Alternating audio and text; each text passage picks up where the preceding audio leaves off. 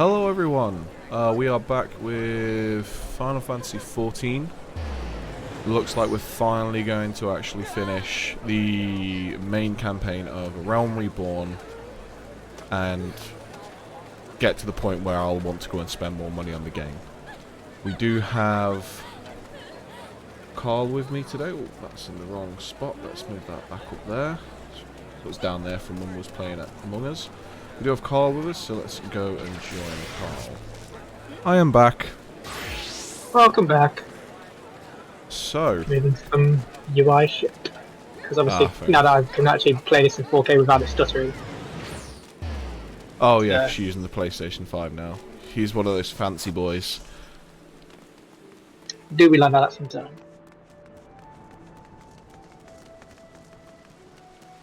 Alright, so, where are we going? We have to go over here. Ah yes, because this is the... Isn't this the duty you were saying that can take like 45 minutes to an hour or something like that? Yeah, I'm looking fine, yeah.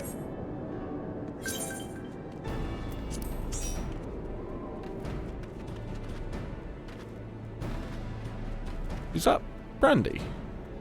Yeah? Oh, she's joining as well. Yeah. I don't know if she'll be coming into the Discord because she feels a bit unwell, but... That's fair maybe. enough.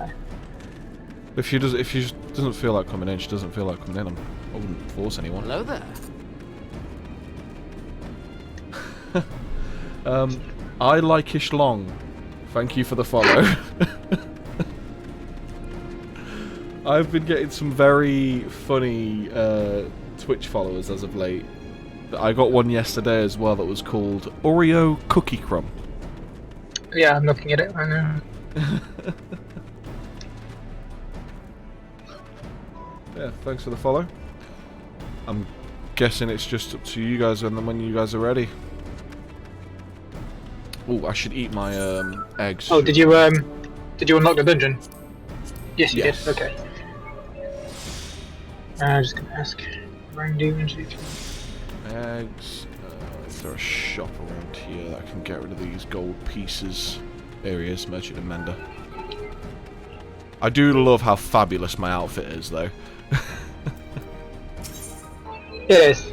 Bards are very extravagant. I love them. Okay. Around the barn, level 50, Castrum, Meridian. There, everything we've got. Let's try and make sure I remember my my damage cycle again. This is another one of those dungeons where back in the day there was mechanics that you had to worry about, but now you just kind of zerg it. Ah, fair enough. Will it be as difficult as that last boss battle? The one where we just had to attack and make sure we keep on attacking? Nothing's as difficult as that. Cape Westwind is the most difficult fight in the game. People keep on saying they should do an extreme version of it just because... Of just how for the funny memes, it'd be. and Yeah. just make it like the hardest fight in the game. Make the red chocobo look like a pushover compared. Yeah. Ultimate Call of Bahamut, what's that? Is that what they call the like harder versions, Ultimate Call? No, so that was basically they released an ultimate version, or the Ultimate 5 version of the raids at some point. So for the first one, the first raid was the Binding Call of Bahamut, and then the second Call of Bahamut, and then the final Call of Bahamut, and then when they released the Ultimate, it was just called the Ultimate. I think it's Ultimate Call of Bahamut. And then for Alexander, it's like the Ballad of Alexander. I guess Ballad of Alexander. Ah, fair enough. So basically like the higher level variants kind of thing.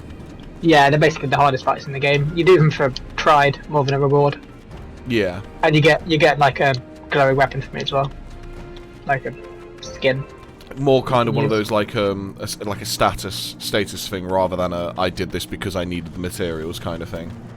Yeah, I've never tried them, but they're supposedly rock solid. I'm just gonna fight some random enemies then while we wait. Might as well. Yeah. See how if this queue takes longer than like, if it gets us up to 10 minutes, I might just like quit and queue as a tank or a healer or something. Yeah. I'm gonna have to lower the... Have you changed your headset? No. Ah, fair enough. Just change the volume a little. Lower the sound effects down just a little bit. Why am I quieter? No, it's... I don't know whether it's because... I've noticed Discord for me likes to change how people sound. It's constantly moving like the percentage bar that I have on people, because I do individual tuning of each people's yeah, I volumes. do that too, because some of the people in my old raid group were just hear them chomping in the background, and you're just like, I don't need to hear that. Use push to talk. See, like, I don't use push to talk, but because I have mine obviously set up through like the stream stuff anywhere, it's going through a mixing desk, and I put all my audio goes through voice meter, which has like a gate on it, so that way then it's quite a harsh gate as well. So like if I started like mumbling really quietly, you wouldn't hear me because the gate wouldn't kick in. I mean, I don't mind. I don't use push to talk either, and I don't really mind when people eat. But if I'm eating, I'll mute myself. And if you're a very loud eater, then you know, at least that's some common courtesy. Like in my last raid group, there was someone who literally ate, and when she ate, it was like That's just grim. Like, at first, I thought she was taking the piss, but then she didn't stop. I've never understood, like you said, it's common courtesy, isn't it? Really, just. Oh, what the hell? Come back. Stop. Come back. Die. I must have... Oh my god, that's annoying. Yeah, man, you moved it out of the aggro zone. Yeah, that's annoying.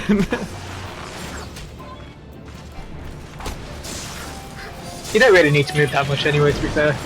It's always going to hit you with auto attacks. You just need to get out of its AoEs. I don't know why I do keep moving. I just feel like I should not stop moving. It is an instinct. But it's also an instinct to get you killed in raids. Yeah.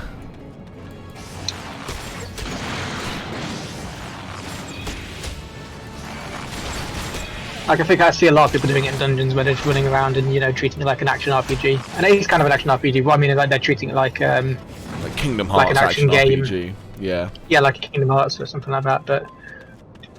It's not necessary. If the boss is gonna hit you, it's gonna hit you. Unless it's an AoE marker, or in later raids I want AoE markers, but they're still safe spaces. But auto attacks are always going to hit you if he's targeting you. Yeah. Which means the tank should do its job. Pretty much.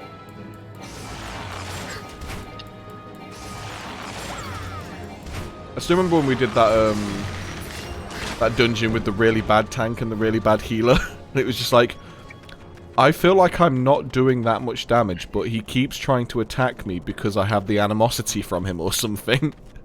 And I was like, yeah. I remember saying to you, like, am I doing something wrong or is someone else? And you just literally put in the chat, no, the tank's just shit. I played that same dungeon with a shit tank and a shit healer, and at one point I gave the tank advice. I think I did it in a passive aggressive way, like it'd be nice if you pointed the boss away from the party. Yeah. And he called me a soy boy. A soy boy, really? Yep. Oh wow, you must spend a lot of money on OnlyFans to get that kind of title. And then I think the healer stopped to like start writing something like, oh yeah, you shouldn't be getting hit, because it was a bad healer and he wasn't paying attention, and he let the tank die. And after defending the tank was just like, oh, thanks for the heal, bro.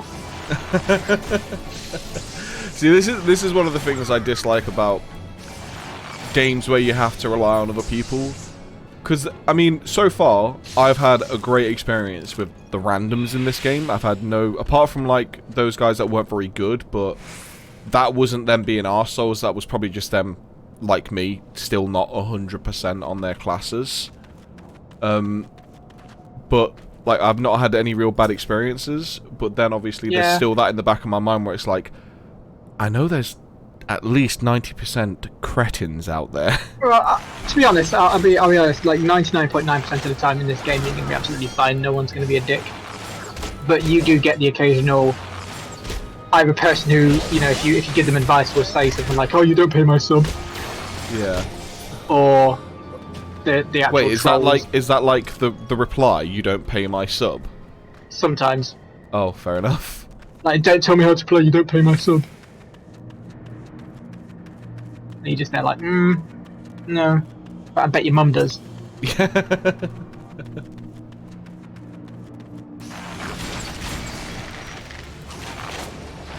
What games did you get with your PlayStation 5 then? You got just Astro Boy at the minute, or whatever it's called. I've got Assassin's Creed Valhalla.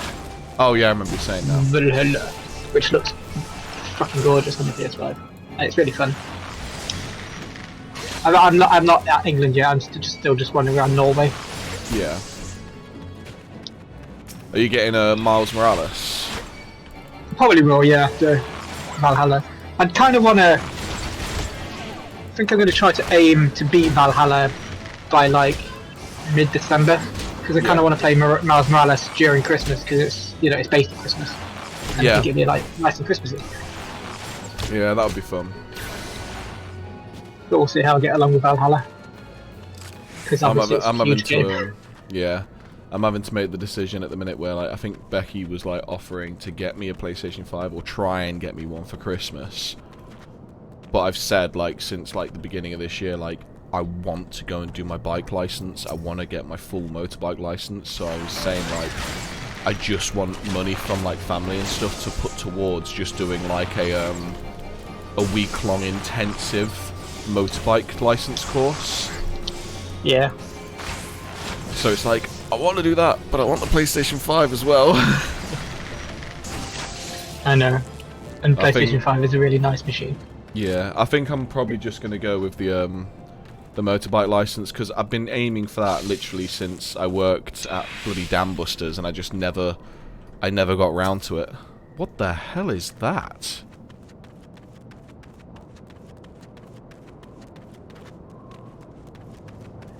You don't attack, that's fine. What? Flame Sergeant Dalberg? What the Oh, it's a hunt monster. Hunts in this game are kind of like group activities. They release them pretty much every other patch, like an update, and they give you. It's a good alternative for like end game gear and stuff. Oh, right, okay. End game grinding.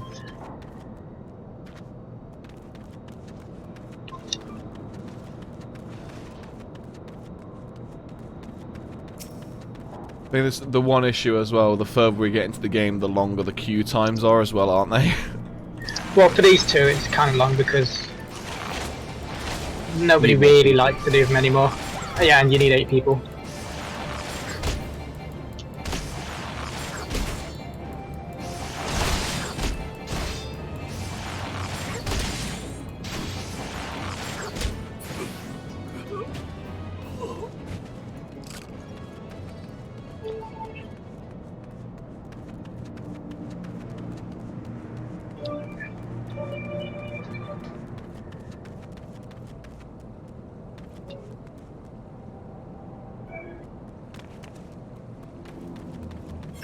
Only a little quest in the area or something I can do. Oh, there's fates.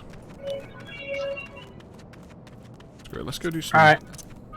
I am going to queue as a healer. Okay. Okay. The guy's just ran past me called Depresso Bean.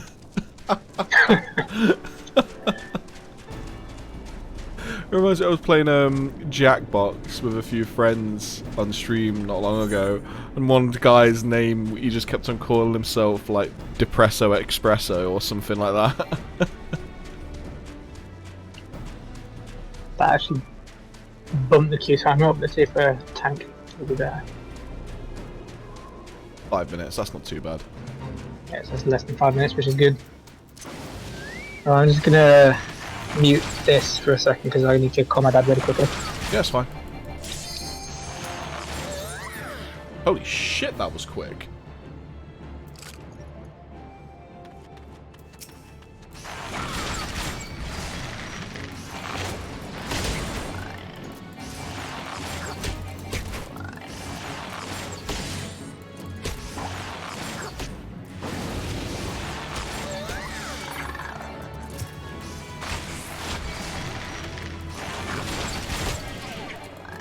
I've got a feeling these damage dealers aren't gonna ready up.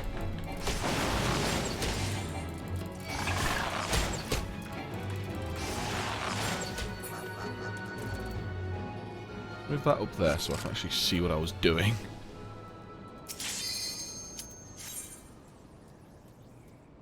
Over there.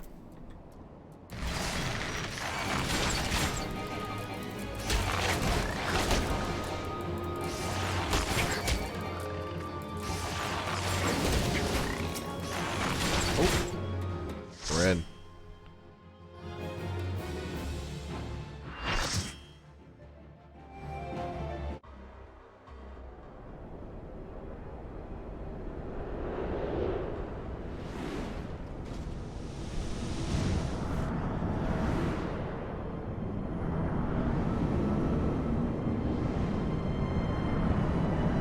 Castrum Meridianum. I don't know how to say that.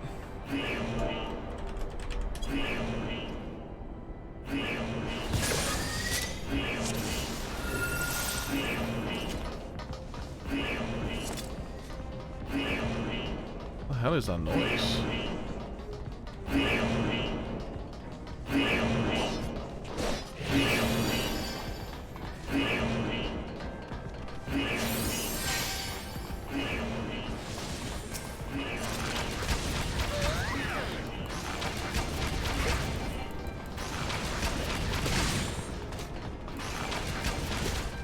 Okay, I guess we just run straight through.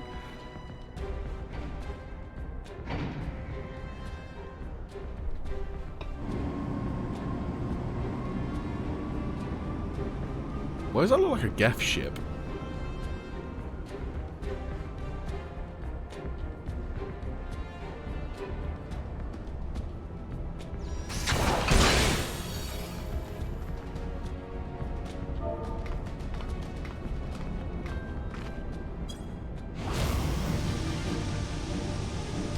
Okay, so we're just gonna fight one of these things first.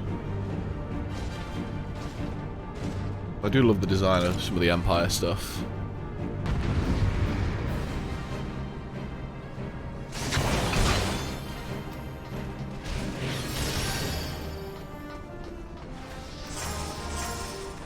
Jesus Christ, he ran so far ahead.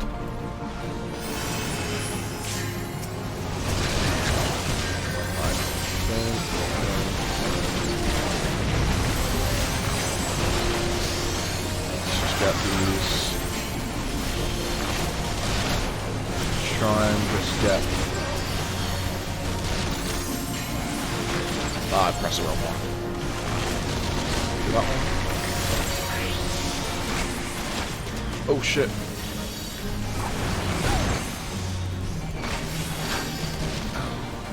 Itch.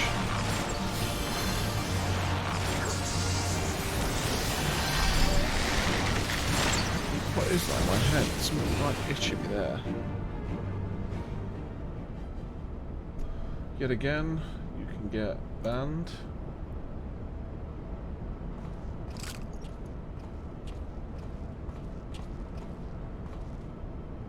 Hello, Sid. What can I say? I couldn't bear to leave. Have fun. Don't want you bigs and wedges have everything in mind. Truth be told, I think they like having the work of a free man. Wedge wasn't exactly pleased to be left behind, though. Made quite sure I knew. I must say, our recent struggles have done wonders for the lad's spirits.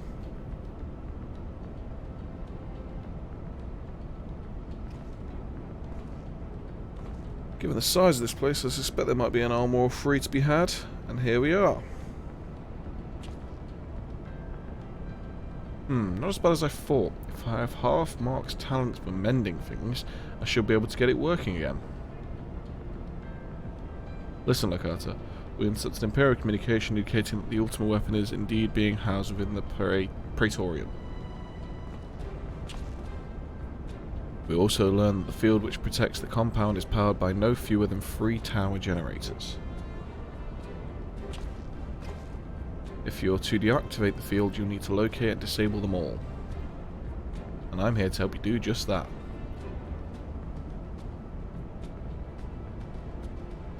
Yeah, we need to get through that door first though, dude. See that chute? So, leads to a waste disposal.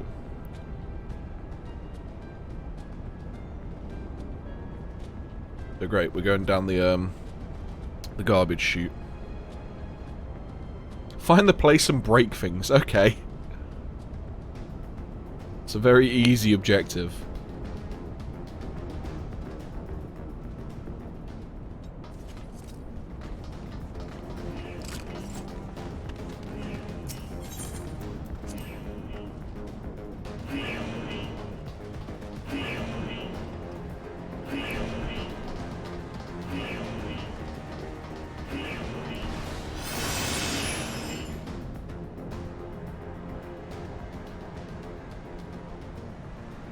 Okay, so I'm guessing we go and destroy all this.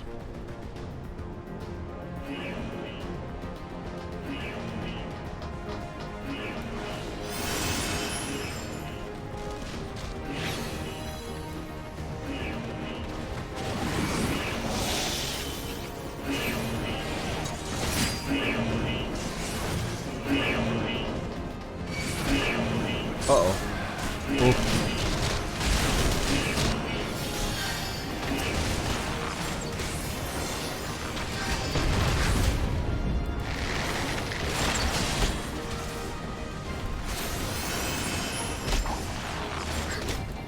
I'm just gonna lag behind.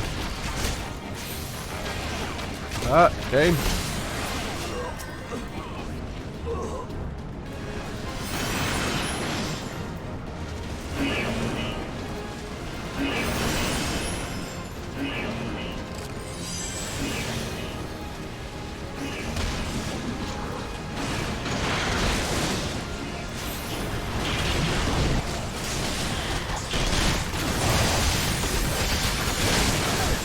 Oh shit.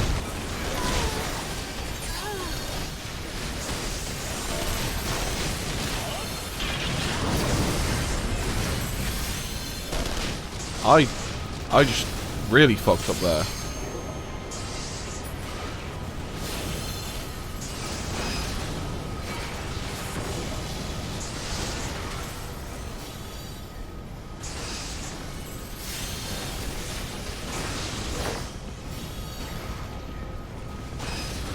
Please send help.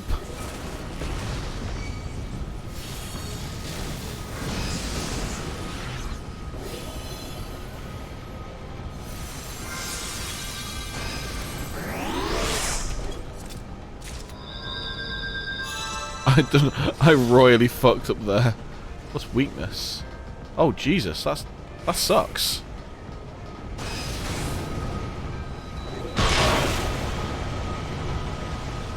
That debuff's terrible.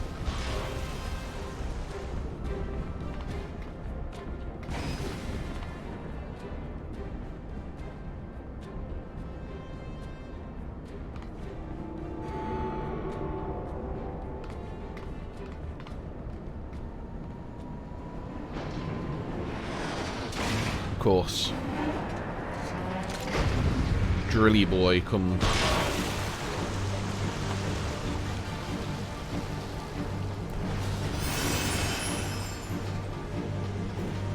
We must run.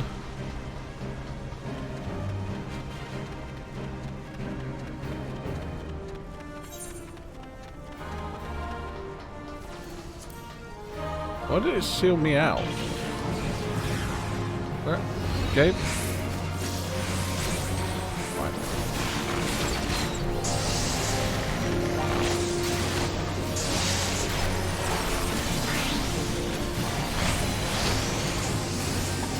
This isn't actually that difficult with how many of us there are.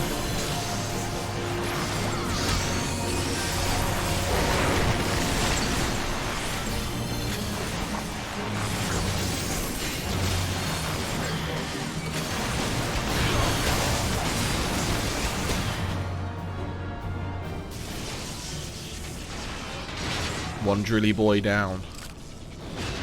Is that Sid? Yes, of course it is.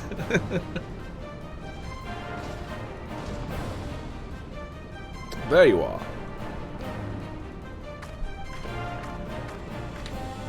I am back. Yo. Yeah, I realised how confusing this was because, you know. I ran through thinking you was going up there. I just ran and then all of the AoE markers appeared. And it was like, oh. Yeah, people zerg this, but I've never seen people zerg it this fast, really. Not for a while. You go on ahead, Lakata, I'll bring up the rear. Okay. Thing is as well, they're all probably like buggering off while I'm still in the cutscene as well. No, you can't skip the cutscenes in this one. Oh, can you not? Nah, they did it on purpose because they knew people would do this and just speed through everything. Ah, right. It's fair enough. It is a smarter way of doing it though, because when you get people like me, it's like I could just get left behind.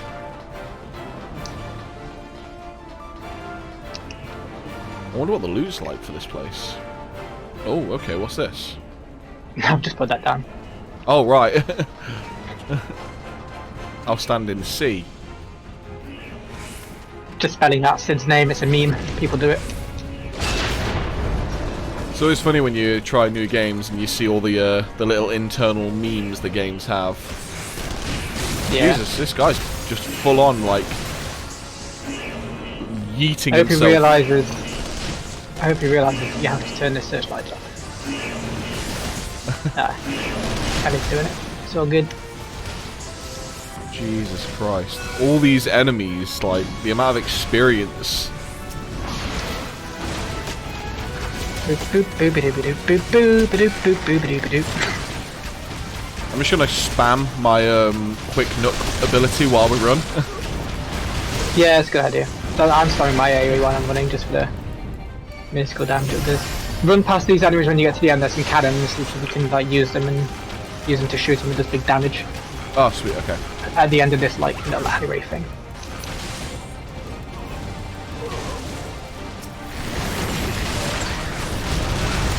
You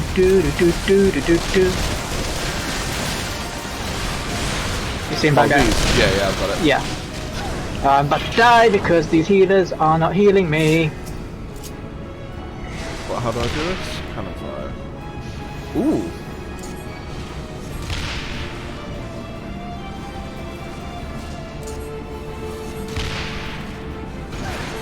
Oh shit, what? Oh, okay, so that guy just full on one-hit me while I was on the cannon. Something when people don't like realise, yeah, you're gonna get new people in this area, so often just let them have a bit of fun. Let them enjoy themselves. Yeah, because this is getting full on zerged. I have no idea what's going on. Why has someone written dick bag?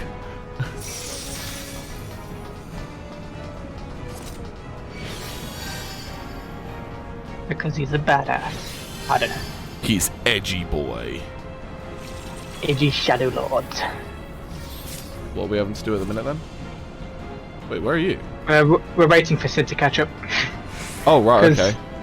Technically speaking, Sid moves at a certain pace, and we just like sprint past him, and then we just have to wait for him to catch up with us. Ah, fair enough. Whereabouts are you? I'm almost here. I died because the healers wouldn't heal me. Well, weren't healing me. Oh, right, fair enough. Oh, do you just respawn? Yeah, sometimes it's faster, because, you know, healers who don't heal are not gonna revive either. Yeah, I did get the revive, it just took me a while.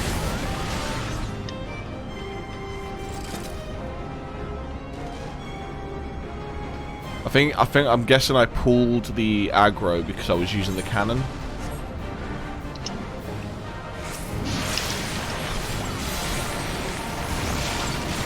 Magitech Colossus.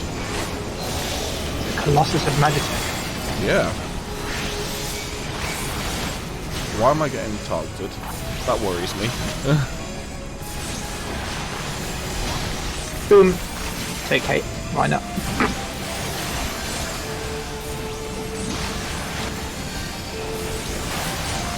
Should we kill the guys that are helping, or? Nah, don't worry about them. Oh, just focus on the big guy, yeah? Yeah.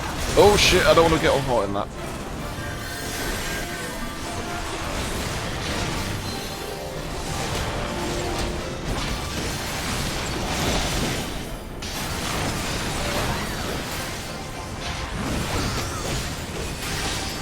You just took aggro. What's that? Someone just took aggro for some reason. Being a troll, I guess. Well, I'm guessing when you've got multiple tanks, you like take it in turns to hold aggro or something. You should do in some battles, but not in this. You don't really need to. How do I use this one? Ah, I have to do it while I'm singing. That's why I'm not using it.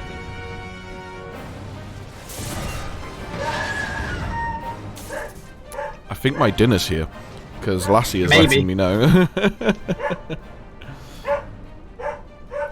I'm just gonna mute my mic for the stream, one moment.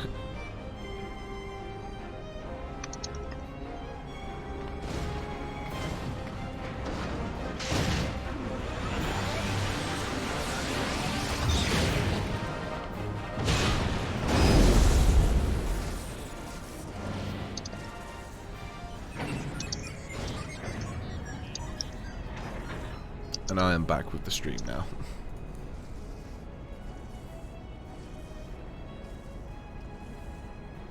I got my burger meal. Oh, there goes the core. By a few orders of magnitudes. Alright, so I'm gonna, after these 2 dungeons, I'm gonna just make myself grilled cheese and have some crisps. That's cool. Comfort food. I got a barbecue burger and chips, so that's mine. Yeah, well, because I don't just want to dump the greasy chips on my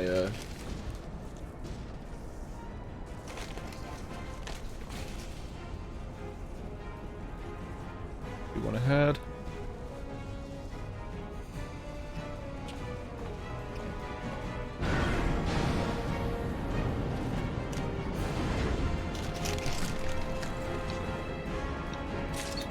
Pick up a key. I'm gonna let the other tank do it. I can't be bothered. I'm not What is gonna. it? So they're gonna let the other tank go first. I'm not gonna fight for aggro. Ah, fair enough. Oh wait, there is no other tank. He's gone. Oh, he's probably used a teleport. Why is now just another one of those just run through? Yeah.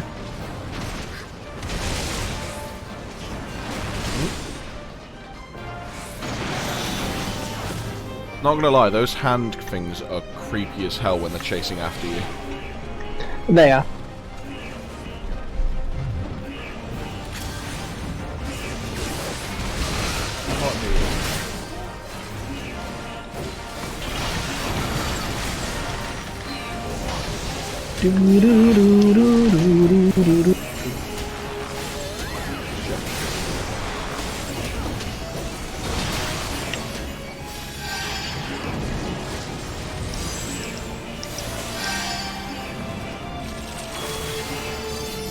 Trying to do this dungeon while eating my dinner is quite difficult, not gonna lie.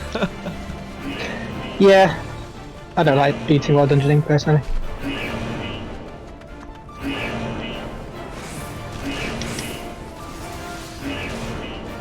I just realised this person's got the name of Cassia and Sins. They must like the anime. Where is everyone? Oh, they just run straight to the center. A bunch of idiots.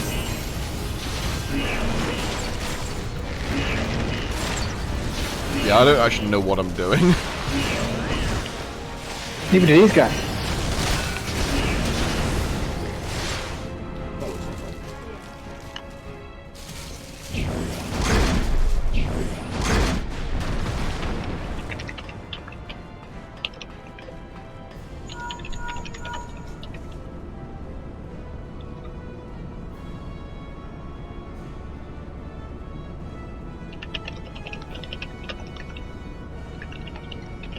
Need something big to bring this one down. I guess Sid's gonna bring the big ones. I've got something big. It's a PlayStation 5. Yeah, they're massive.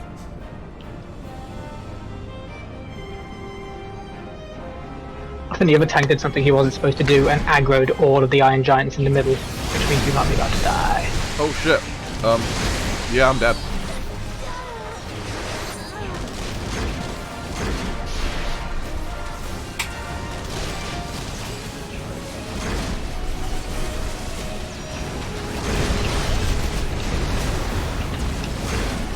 I'm guessing this is the wipe then. Yep. Should I just respawn? Yeah.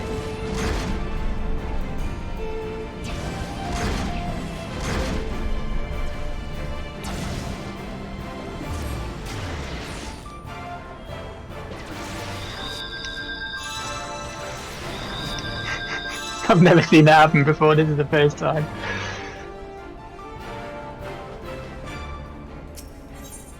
Well, that was my first That's what wipe in a happened. duty.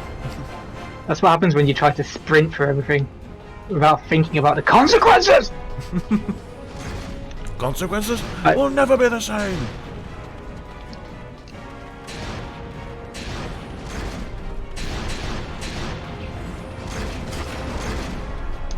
I better go and get to use that. This next boss is a bit different. You don't actually attack her. You Okay. attack the ads, and then you use the cannons on her, and then when they're loaded. But if you use a cannon on her, you'll get aggro. Tanks can't keep aggro on this boss, so if you do get aggro on her, just stand in the middle and let her smack you. She doesn't do any damage, really. Okay.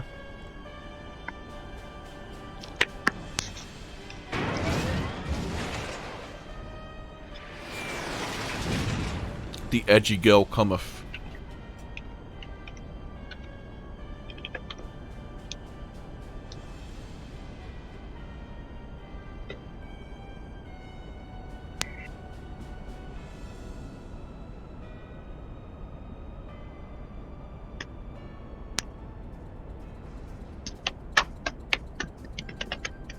Why did they make her all of a sudden speak in a, well, talk in a very over-sexualized manner there? You haven't seen anything yet. Wait until what she says in between his cutscenes.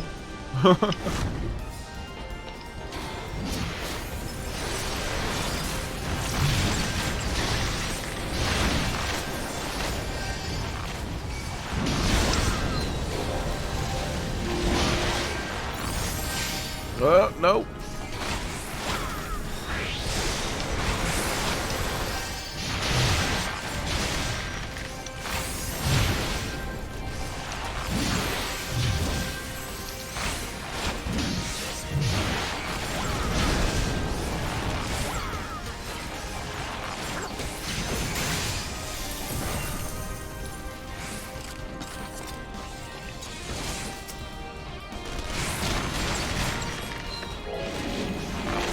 Yeah, like I said, you can't take damage, so don't worry about shooting you.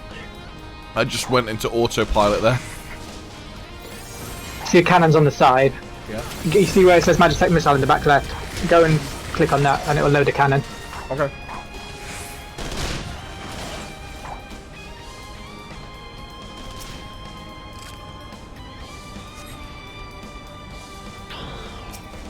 There we go.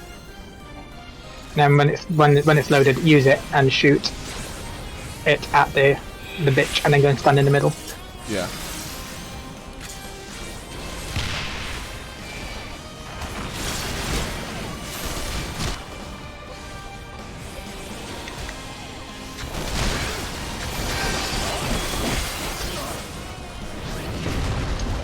Owie. That hurts. I know, it's so much damage. Stand in the middle, stand in the middle, stand in the middle, stand in the Sorry. middle. I thought she'd stopped attacking me.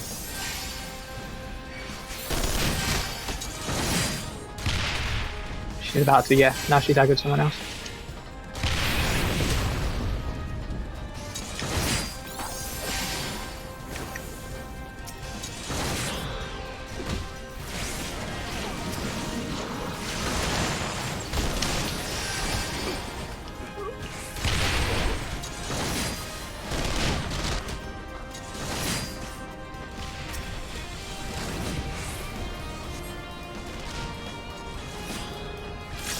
I want to fire another one at her. It's fun.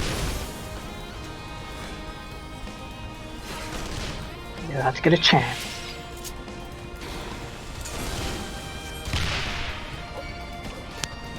Now she wants to dance with you. I'll just stand here.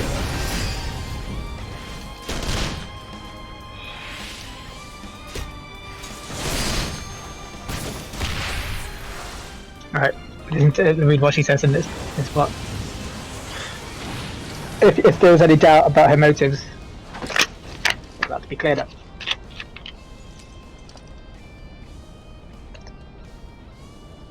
Whom this princess among women might be.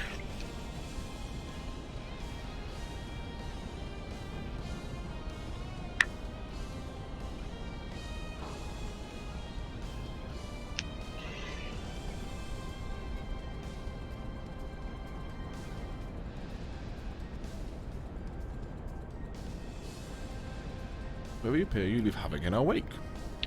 One of our very finest. That's not really saying much, is it? Nope. We leave havoc in our wake. Come on, bitch.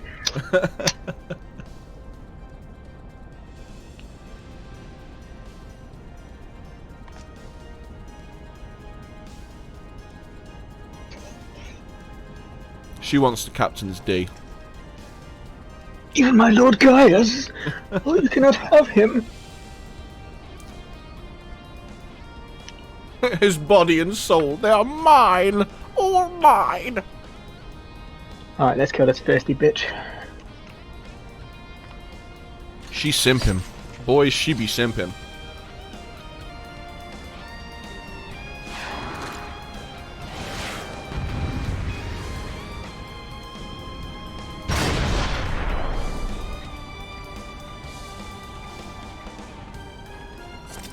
Is it now just a normal fight with her? Yeah.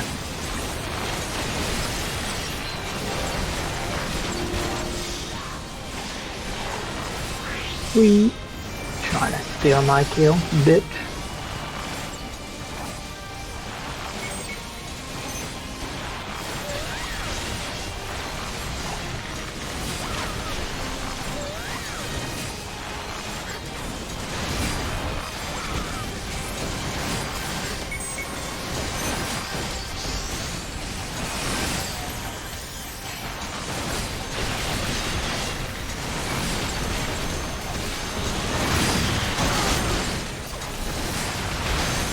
Oh god. Yeah, don't worry about them. She'll be dead in a second. I will not lose to the likes of you! Sure you will.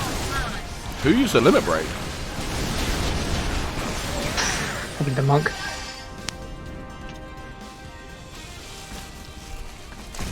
No one gets the commendation for that. No one deserve it. I don't know, I just wasn't paying attention and I wasn't a fan of the other tank. In her effort, or his effort, whoever, to make that go faster, they caused a wipe. And made us go slower. Yep.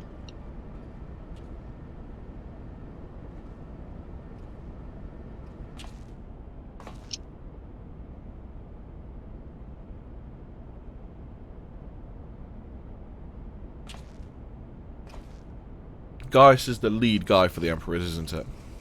Yep. Well, he's not the Emperor, but he's a commander of this legion that's doing this thing. Hmm.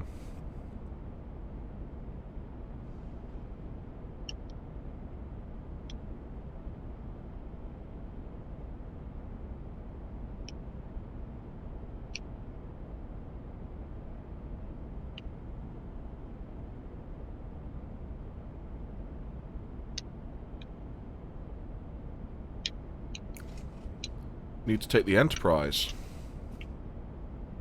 Da, da, da, da, da, da, da. You probably don't know, but that was Star Trek: The Next Generation.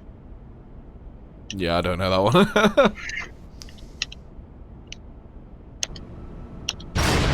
You know I've never been a Star Wars boy. I mean Star Trek boy. Yeah, I know. Elegant tombstones, what?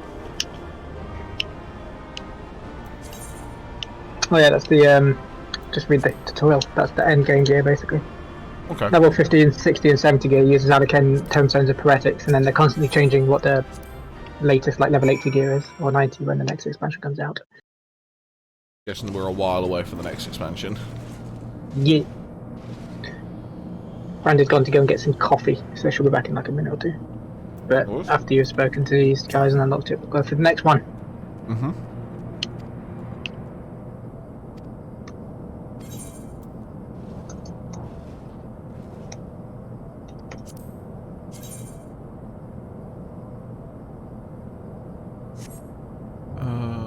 Critical hit's good. I'll go with the dark light earrings of aiming.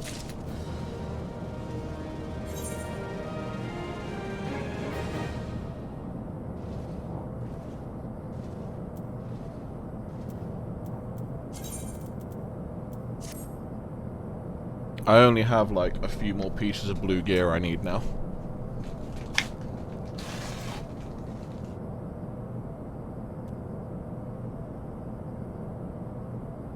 So I can actually get to my chips.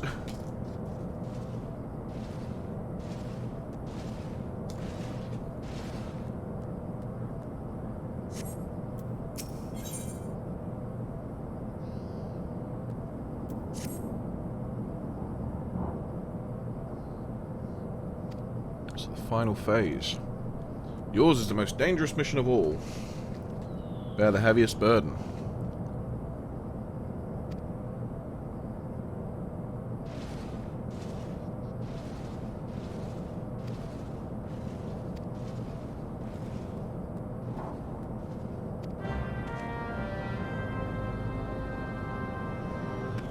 I need to go speak to Sid at the processing plant now.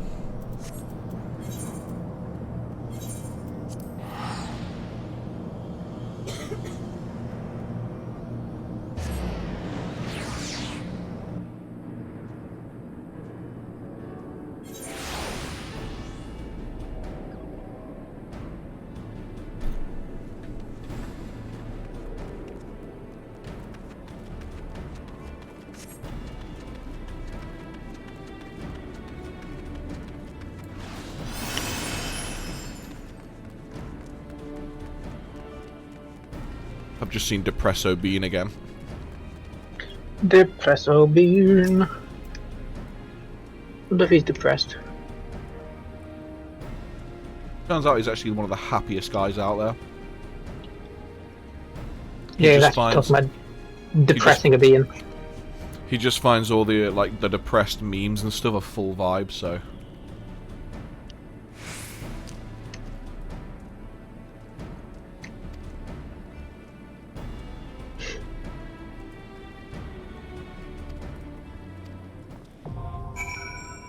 Praetorium, now accessible.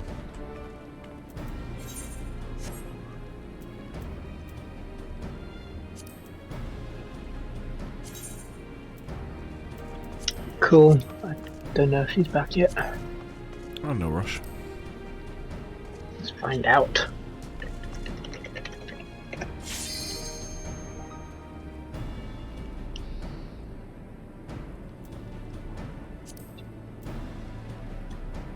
A ready check? Yeah, you can initiate them just to see who's there. Oh, just right. Slash so ready check. just kind of like checks like, oh, are you all there ready to go kind of thing? Yeah. It's only really used in like higher tier raids.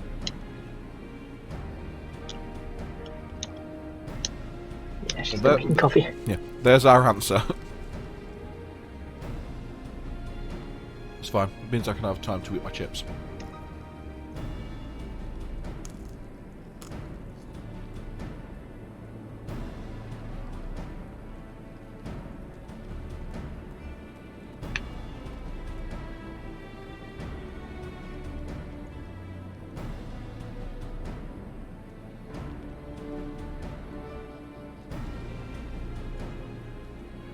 I need to not have you round so you can't have this takeout one day with me.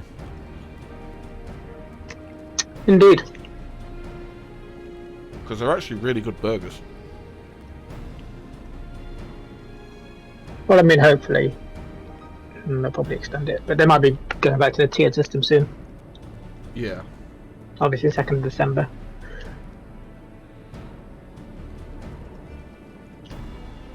But either way, it doesn't matter. Like you say, I won't come around and I won't have that takeout with you. Exactly. That's the responsible thing to do.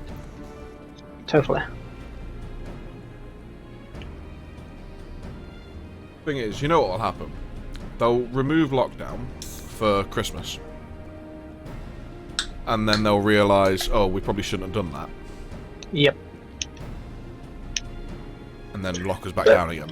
I mean, let's face it, even if they don't remove lockdown for Christmas, people are still going to have really large Christmases. And the police aren't going to be able to stop people from doing it. No. People care about Christmas too much, that's the issue. I mean, I love Christmas, but for me, it's no big deal because I've always had, like, smaller Christmases. Yeah. I've never had, like, you know, the thing where you get your entire extended family around or anything like that. For the vast majority of my life, it was just me, my brother, my mum and my dad. That was it on Christmas Day. Hmm.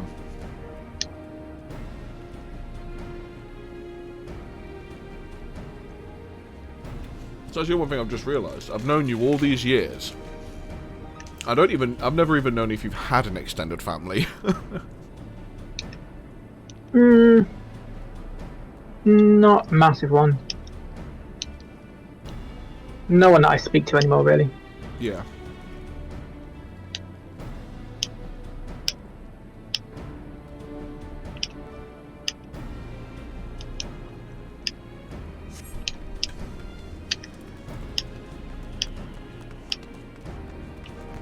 Okay, I have my coffee.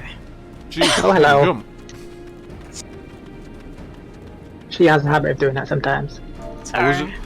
It doesn't help because when I'm streaming, it turns on streamer mode in Discord, so I get no notification noises. So people just appear and they go, "Hi!" Right, let's see if this one goes a bit faster if I go as a healer. Well, I can go as like a healer too. I don't know if that would help anything. Might do if we Took get a both healers in there. Took a little bit longer because there was a strange cat I've never seen before in the yard, and I had to go try and make friends with it. Of course. Yeah. I mean, it's tradition. It's law. You can't think see it's a random one cat of and our- not try to make friends with it. Isn't it a bylaw in America that if you don't do that, you have to be shot? Yeah, Yeah. totally. I think it's our neighbor's cat because it doesn't have a tail either. I think they've docked the tails on both their cats, and I don't really know why. Why would you do that?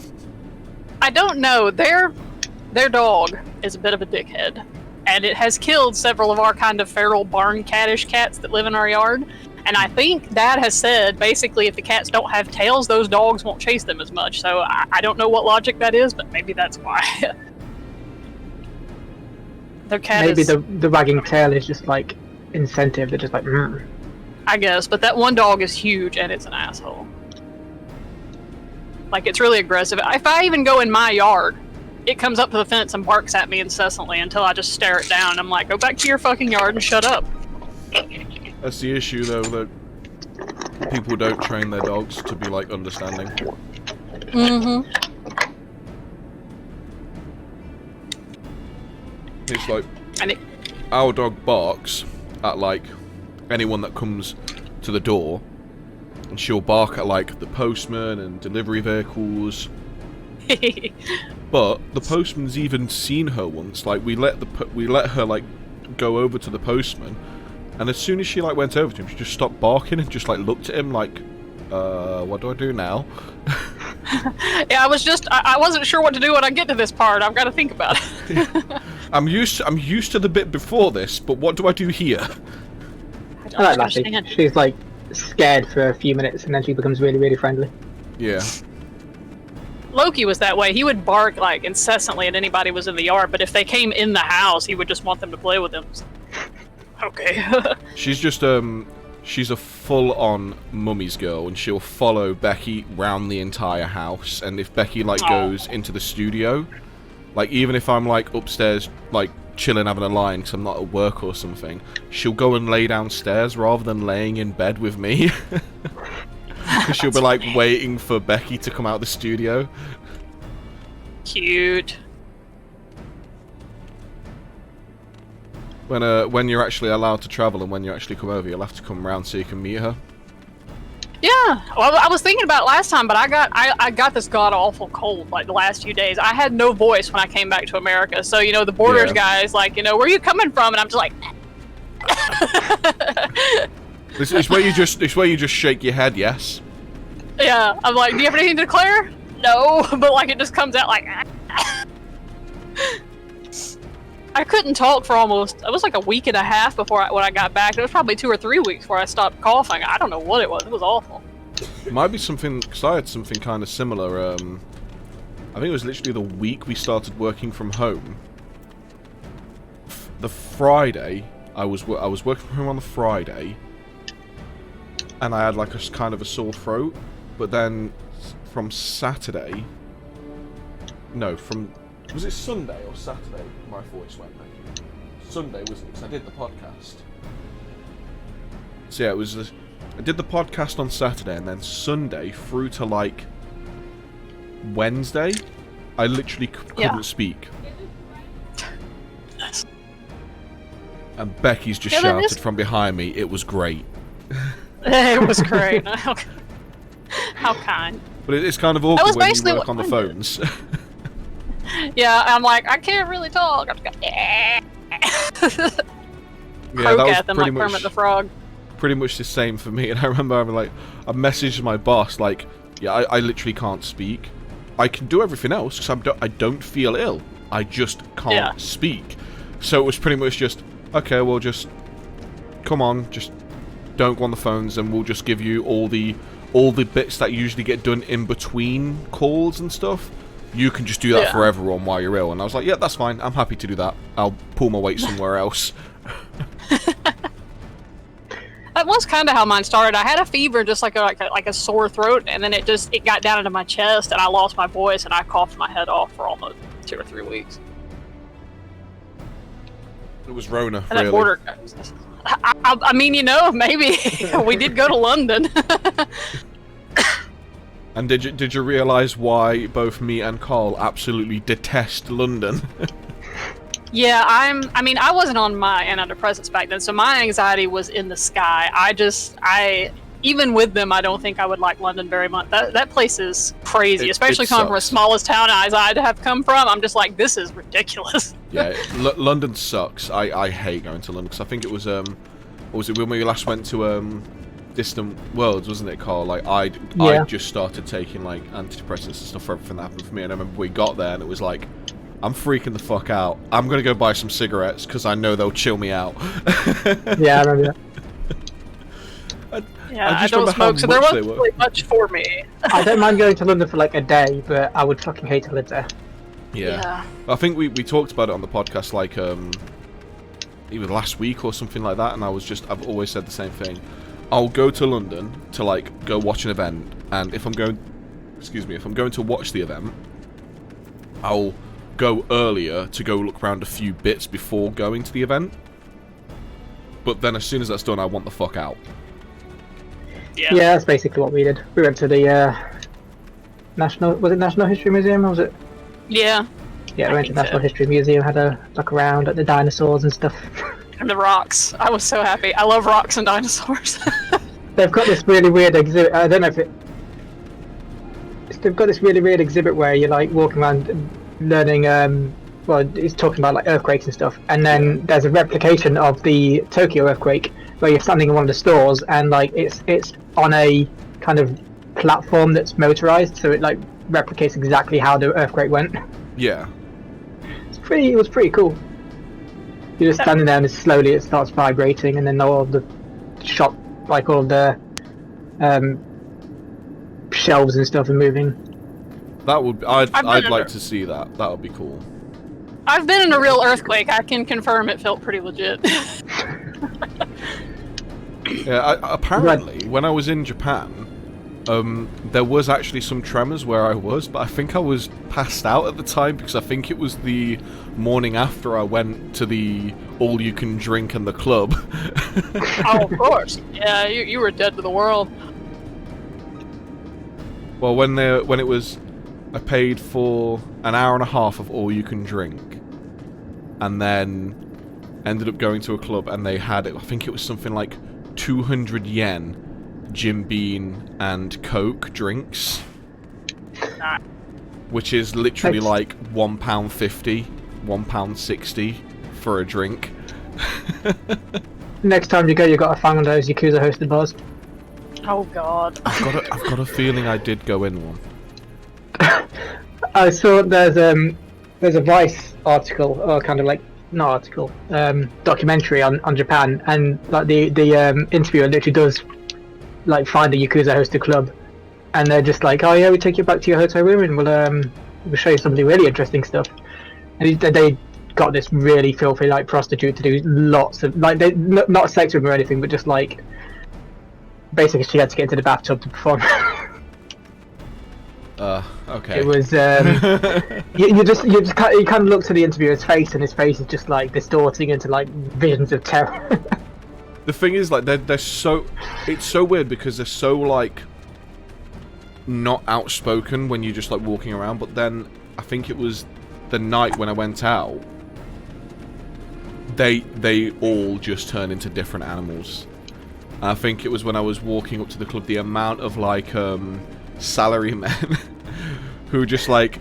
shout at you and like flex at you kind of thing because I'm a bigger guy. They like walk past like flexing at me and stuff, and it was like okay.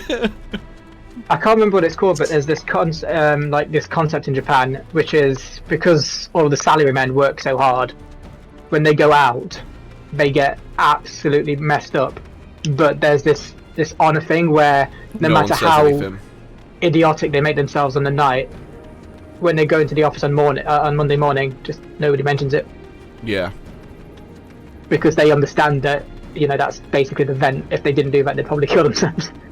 Well, yeah, there is. Japan is one of the most overworked countries in the world, obviously. Because they do have that. I think it's called what's it, shitsure or something? I can't remember. It literally means death by overwork. Yeah. They have a word specifically for it, which is crazy. Well, in their culture, sleeping at a desk is seen as a good thing because the boss will come in and think that you've worked so hard that you've just fallen asleep at the office. Yeah, but I was watching a few like podcasts about Japan, and I was explaining how everyone seems to think because they work so much they have a really, really high like workforce production level, but they don't. They have one of the lowest. Yeah, that's the thing. People don't understand that. If you overwork people, they're not likely to work as hard. It's not even that they get overworked. The issue is they a lot of the time they're just sitting around doing extra hours for the sake of potentially looking good for a promotion. Well, yeah, that's another thing about the culture of having to work hard or having to be seen to work hard is that you they say that after a certain amount of time you're not really doing any work anyway, and B, to get the promotion, you're just going to be doing less work for more hours, just so it looks like you're working hard. I mean, after 4 hours of work, I usually start checking out anyway, so... I mean, with my place, it's kind of like... At my old place, I kind of did, but in my new place, it's kind of like... It's really fucking busy, so I have to, like, always do it. But hopefully it'll die down. I just realised, so all you guys are actually in the cutscenes with me? Yep. Yeah. Oh, that's cool. That's the fun part of doing this for leveling up. You see people with crazy outfits sometimes. The cutscenes got like bunny heads on and shit. Well, that was the thing. There's that really big guy with a monocle behind me, and I was like, wait, what the fuck? I don't remember you from the story. Who the hell are you? Who's this guy? I mean, I know I missed a bit of the story, but surely I would have remembered this guy. Right, run past these first enemies, go to the door, and well, there's a switch kind of thing, and just push it because you don't have to fight these enemies. People just run straight past them. Okay. I hope nobody expects me to holy the mobs at that one point because I'm not risking my own death just to maybe stun them enough for everyone else to get through. I'm too lazy. It's alright. I'm the sacrifice. It's cool. Yeah, I'll let you die. Let me die. Yeah, run to that Magitech terminal and use it. Got it. Yeah, I made it. Well, I meant the ones later on. That's that. No, I know, but sometimes you can't even make that one. Maybe having the PS5 now, you have I don't know, faster render or something, and you can actually get It's that SSD, bro. I see. Did my brother ever send you the watch request last night? He was talking about wanting to watch you play Assassin's Creed to see if it looked better than the PS4 version, but I don't know if it did. I don't think so. I told him to when I went to take a nap. I leveled up to 50. Nice. 51. 51. Oh, You're 51. captain, so. You're captain right. here, it won't let you go over here. Lewd Senpai. This is our tank, guys. Well, I mean, if you was doing lewd things, you'd get everyone's attention, so... Lewd Senpai. So, you didn't see it earlier. I kept on running into a guy called Depresso Espresso. Nice. Are you not going in there, buddy? Are you stuck? I would put region on I don't think he wants to aggro anyone. I think he wants to make it through. This is the part where I'm probably going to die. If you can pile them up, I'll swift cast Holy them and maybe we'll all get through. Find out if I can do this. Oh, why? Are we basically just trying to run past everything? Yeah, run past these guys again. Just run and keep running, and if I aggro shit, don't worry about it. What am I doing? Just standing in this? Click, No, click yeah, it. You use it. click You've got to use it like the first one. I couldn't.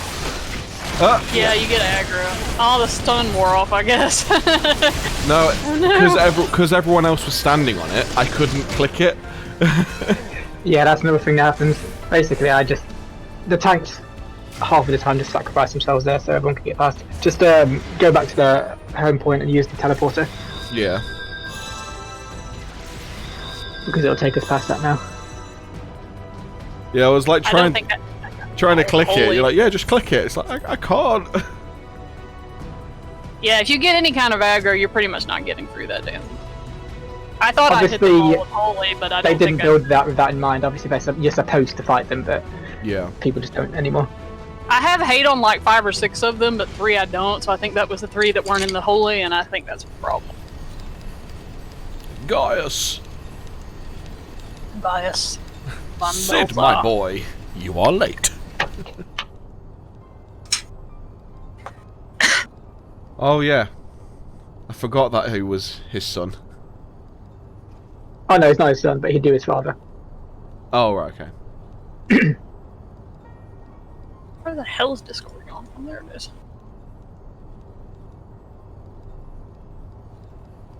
Wait, do you play on PlayStation or PC, Brandy? I play on PC. Ah, fair enough. See, this is where if I was an elitist prick, I could start calling out Carl for not being PC Master Race, but I'm not a dick. Well, My I am a PC is dick, no but- longer Master Race. It's like 12 years old. It's still. Also, I used to do my PS5 is better than Brandy's PC. It is now. Yeah. I have a GTX 1060 video card, but my processor is like 11 years old, so it's starting to show its age.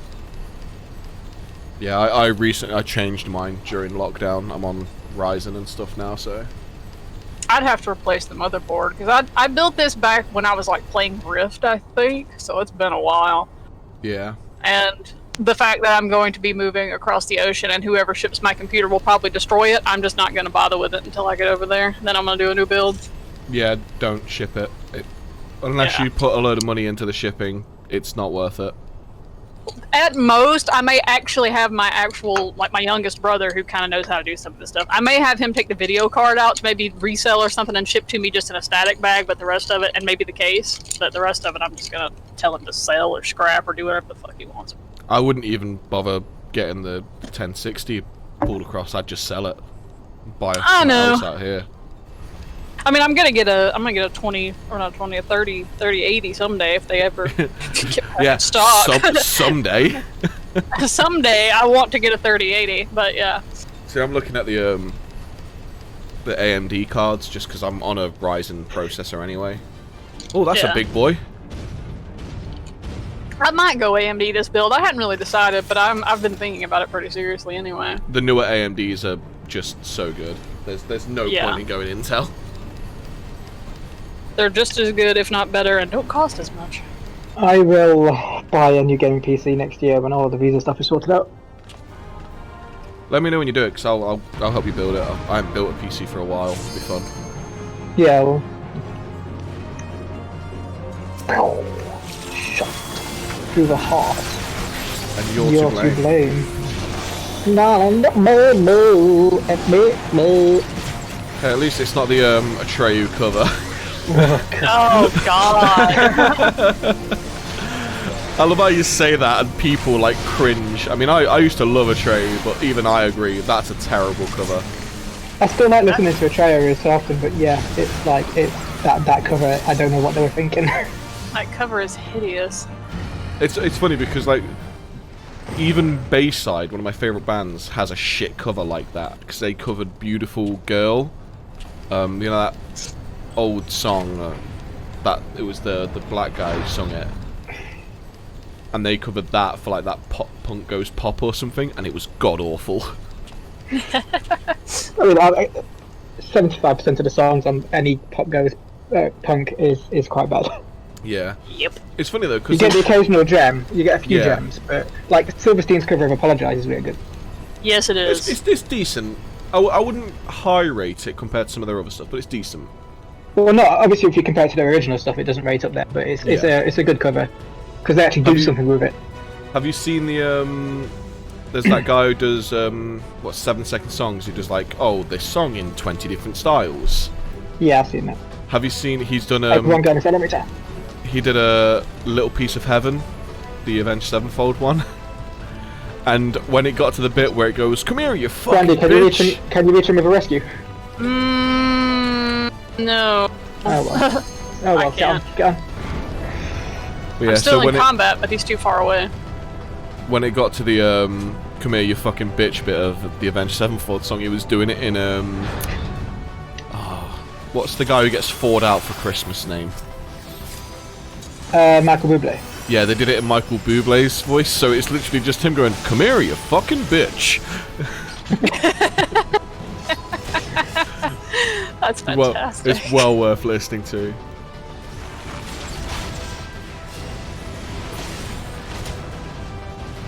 That guy's ass is massive. Imperial scum!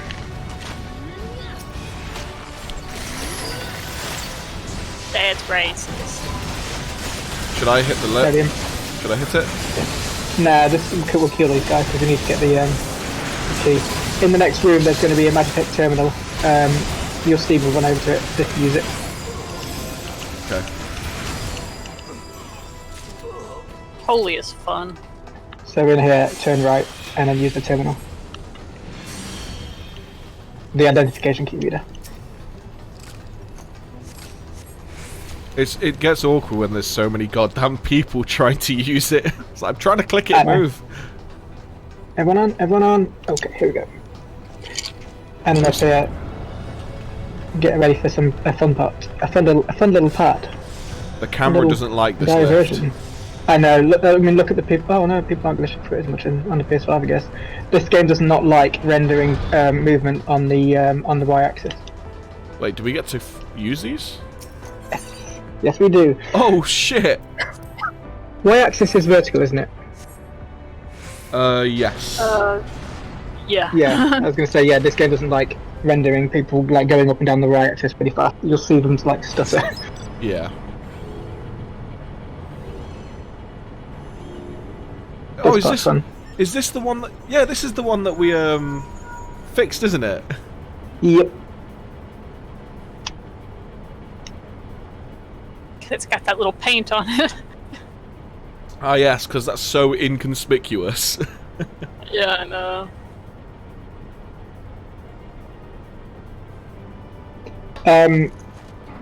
Don't bother using the normal cannons. Use the AoE cannons. Okay. And then we just blow shit up and get paid. We do get gil for each person we kill, so you may as well.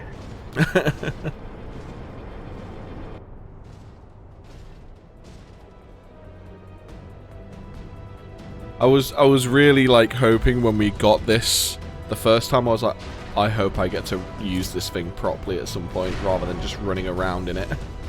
So yeah, use the Magitech cannon, not the proton stream. But yeah, I really remember when I first did this, it was so fun.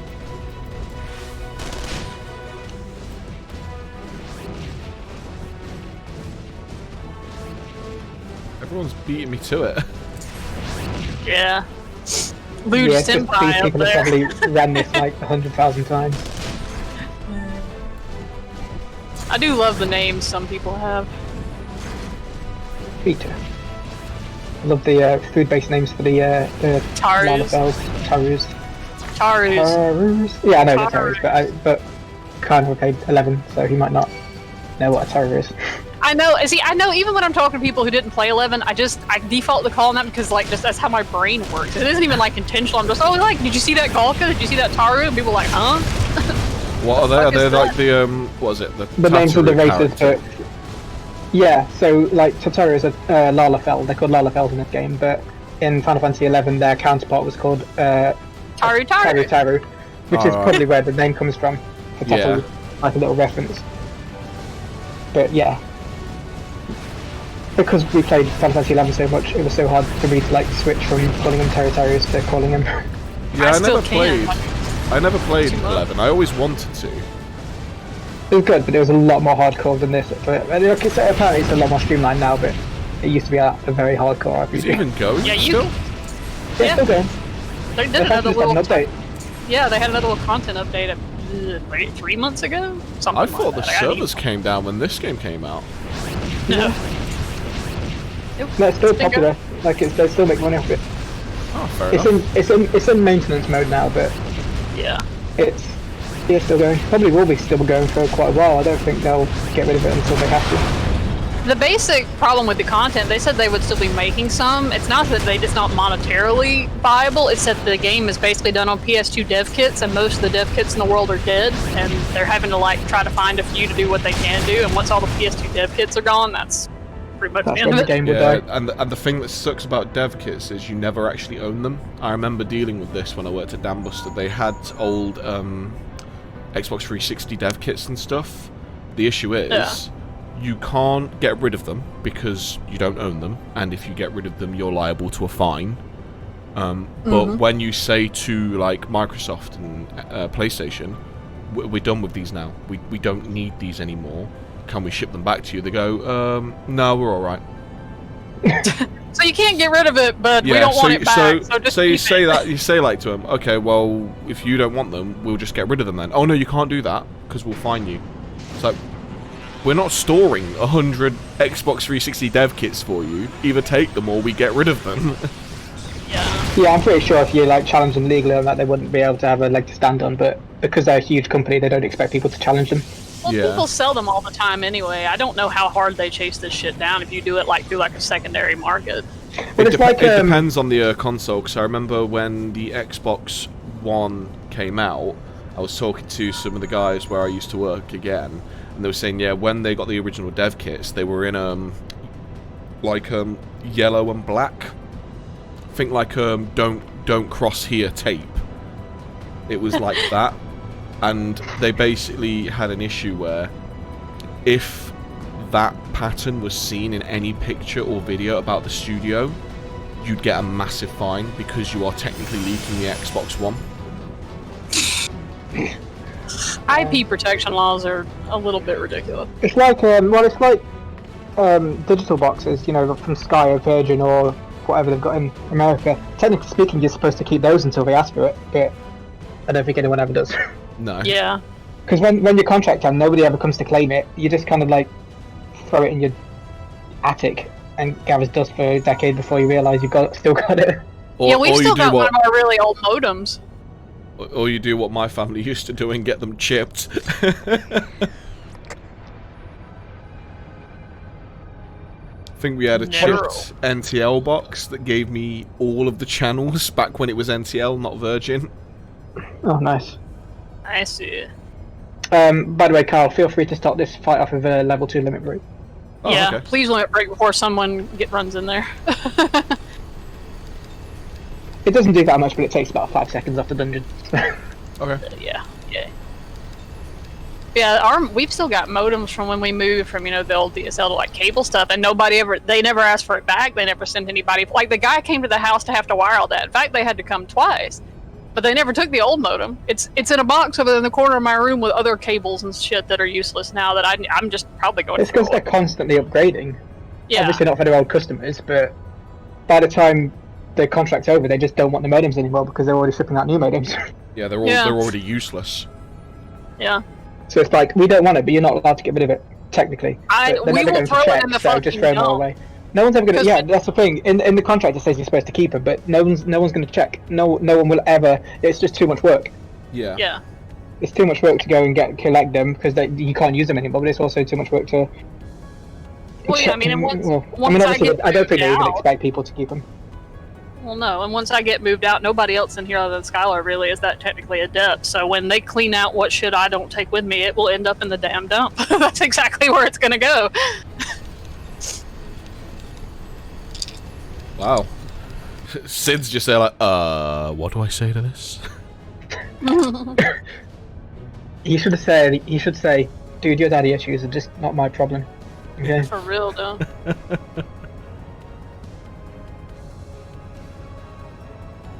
Oh, Nero's gonna talk for an eternity. Maybe I'll turn Minecraft on and shear my sheep while this guy talks.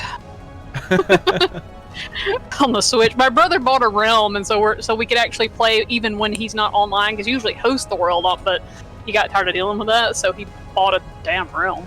Should have just got a server, it's cheaper. Well, we don't play on PC. Oh, right, okay. He doesn't have a PC at all, and I don't think mine is strong enough to really deal with Minecraft the way we would want to run it, so we played it on consoles forever. I'd be damned if I buy it like a fourth fucking time. Well, I find it funny because when I sign in on the Minecraft website, it says I don't own it. But when even though I do own it because I bought it back in beta, but when I'm buying it back in beta. When I sign into the actual launcher, I have access to it. Nice. After this cutscene, are you ready for Sid J. Trump? Wait, what? Basically, Sid's voice actor sounds a lot like Trump in the next cutscene. You'll see what. Oh, okay. Okay.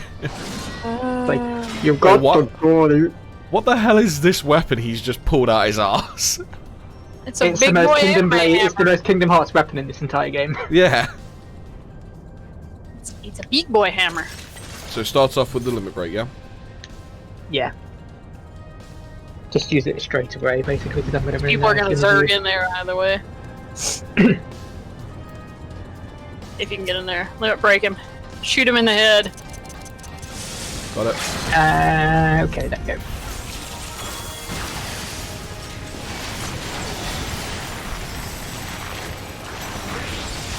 So does that just, like, we just use that just to take a bit of the damage kind of thing? And it will go away when you engage, like you'll lose the limit break, so you might as well use it. Basically. Oh, alright, fair enough. Yeah, you can't save it after this point. Oh, why? Because does the cutscene get it gone? But it's pretty much just as soon as you start this boss fight, it just goes. It drains it out. I don't know what Square's logic to it was, but yeah, that's just kind of what happened. I think they didn't want you to save it for the next fight. Yeah. Ow, ow, ow. Oh, God. What the fuck was that? You'll be fine. You'll be fine. You're not going to die in here. I'm just like focusing on like my hotbar cooldowns, and all of a sudden my character gets flung across the fucking map. It's those Zelda-looking hands. If they like touch you, they just throw you into the electricity. Fetching realms. Well, fetch faster. Thank you. Matt, did I tell you what Steven named this realm? Ultima weapon is activated, and it brims with the power of Acons.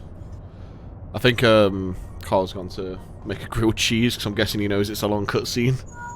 Probably, no, yeah. I'm still here. I was just waiting because I was watching a video. What did he call it? Pride and accomplishment. Nice. You know, the EA, the famous EA fest. I was like, why? We wanted people to have a sense of pride and accomplishment. I said, what pride and accomplishment? He goes, because that's the feeling I get when I bought a realm. Pride and accomplishment. Not gonna lie, I went to the toilet because I knew the cutscene was gonna be ages. It is long. I mean, it's alright for Carl because obviously that's the first time you've seen it. But. Yeah. All that's left is to destroy Ultima weapon.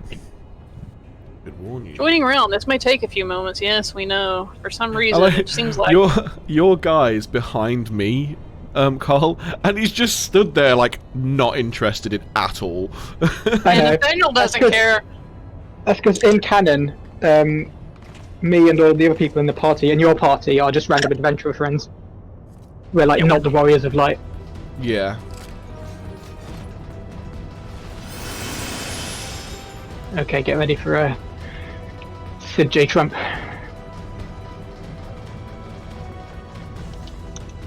Damn thing isn't gonna join. Why do they make us do that little walk just to do another cutscene? And this. It'll be somewhere nearby. Take the lid down, and you should find yourself in the chamber of the ultimate weapon. It's the best weapon, the ultimate weapon. I see exactly what you mean now. True. That's... How did he not notice that was going to happen? Well, this came out before Donald Trump was actually like in a huge limelight for presidency and stuff. So that one wasn't too bad. No, but the first two lines just It like was them first two lines, yeah. Donald. Donald always let me down. Realms aren't working again. I keep seeing tweets online too. It's like, fix this shit, Mojang. I don't. Figures the one time we decide to buy one, it just shits out. For whom do you fight? I fight to kill all you edgy boys because I'm sick of seeing you. My name is Edgy. My name is Shadow Edgington. Do you believe in Eorzean? My name is Blade Cutter.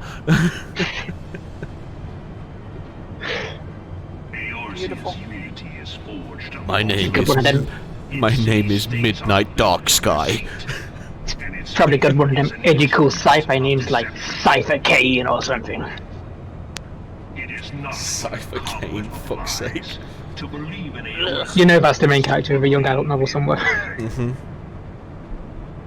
I did see someone's meme taking the piss out of the Sonic movie, how they're saying they need to make Sonic the movie free, have Shadow, and just make him a really ridiculously over-the-top edgy character. Can I just say that Shadow the Hedgehog is the most, maybe unintentionally, but unintentionally racist Yep. Sega invention. He's like, oh, I'm a black character, what's my special powers? You use guns and you eat watermelons. What? Good job, Sega. Sega! So long as you lavish them with crystals and gorge them on ether. Your god. Surely speaking like this isn't comfortable for this guy's voice. Icons, everyone. Except but this. Yeah. You will see It's how just- Eorzean Oh, see what's happened? It's not the realms that are bugged up, it's the last update. Everybody on the subreddit is saying it's just completely unplayable, even by yourself.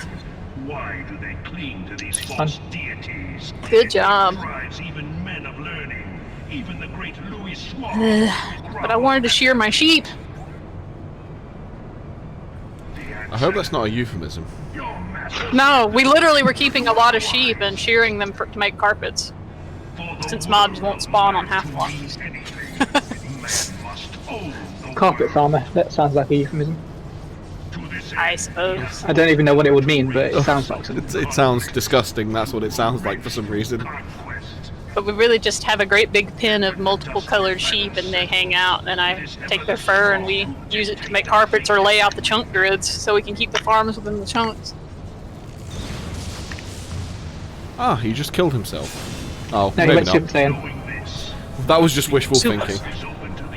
Wait, he actually has gone Super Saiyan 'cause he's gold now, isn't he? Yep. I don't know what in-game reason there is for that. Like, they never explained why he's suddenly gone gold. Only a man of power can rightly steer the course of civilization. Gone In gold. this land of creeping mendacity, Cyberpunk's supposedly gone gold, but I believe it when I see it. It went gold a while ago, they're just trying to I know iron out all the it did. kinks. champion of Eorzean. I'm actually going to pre-order that. on next payday, because it comes out on a stream day as well, so I'm actually just going to stream it day one. Nice. You're gonna make your trick with a dick. I'm undecided. Do I want to make a really, really cutesy, feminine-looking character with a dick, or the biggest, burliest, manly-looking guy who's really, really, really feminine-spoken? Who knows? I'm sure you'd come up with something. Come over here.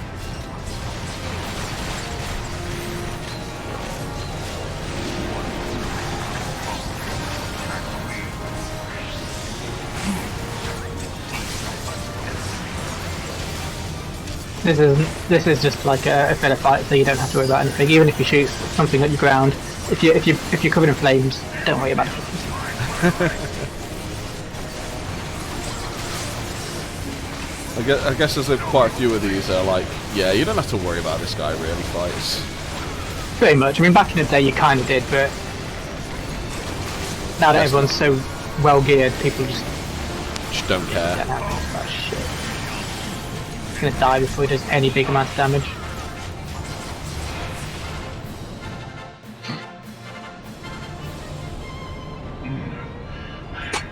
I had not thought to be so hard pressed. Whoa, what's he been doing in that fight if he's hard pressed? Your strength is You never know under that armor. impressive. That's what I'm worried about. Such power befits a ruler. I mean, let's face it, I haven't seen the guy's face yet. I'm worried it's in ecstasy. Resolve to put in proper use the waste. Oh, Gaius. Gaius Vius Biolus. Why does his chest plate move the same way his chest did when he breathes there? Surely it's a solid piece. That's called it not being programmed right. Yeah. Yeah. Like, it's bad normal mapping or whatever it is they call it. I can't remember now. Guess I'll just play Sakuna during these cutscenes. While these next two fights are easy, it is cool.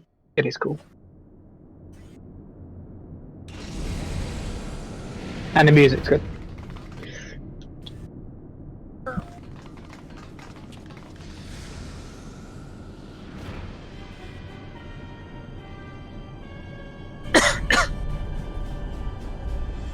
I do like the design of Ultima Weapon. It is cool looking. Me too. Now I need to drop a big ass Ultima sword, but isn't. I don't like that the Ultima weapon in Final Fantasy VII drops Cloud Sword called the Ultima weapon. Like, it's a bit confusing. Allow Yeah. me then, hero, to do that. Maybe Cloud just didn't know what to name it. He's not very creative because he's a bit of a dumb. It's true. Yeah, It is true. he is a bit of a dumbass. Hey, this sword just came out of the Ultima weapon. What should I call it?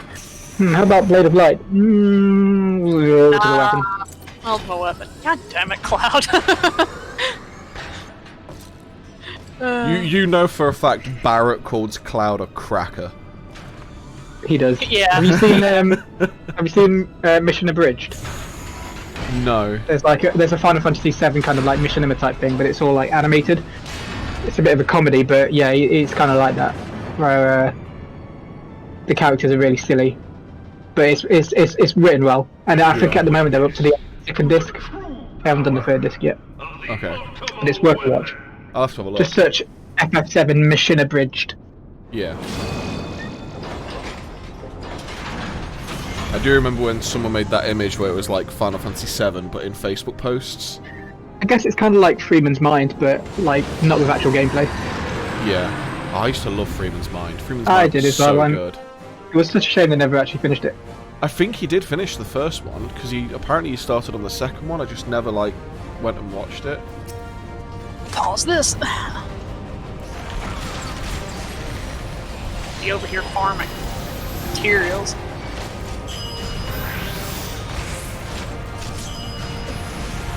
Oh.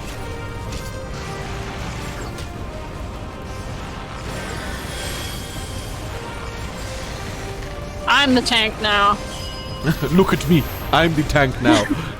I'm the tank now. Is it because you healed? Yeah, I think I hit Medica. What the hell is going on? If I was Triumph, I must look into the light.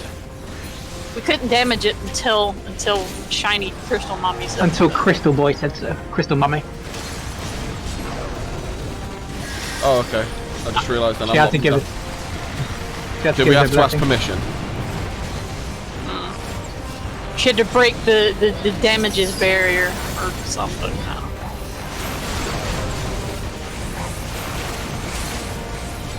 Yeah, it's like foxes in like there, like the one that pops up. They're hard to. Sometimes they're hard to read. You just don't spot them in the middle of a fight. No, I struggle to watch the fight while I'm watching the goddamn hotbar, let alone what's going on in the text boxes.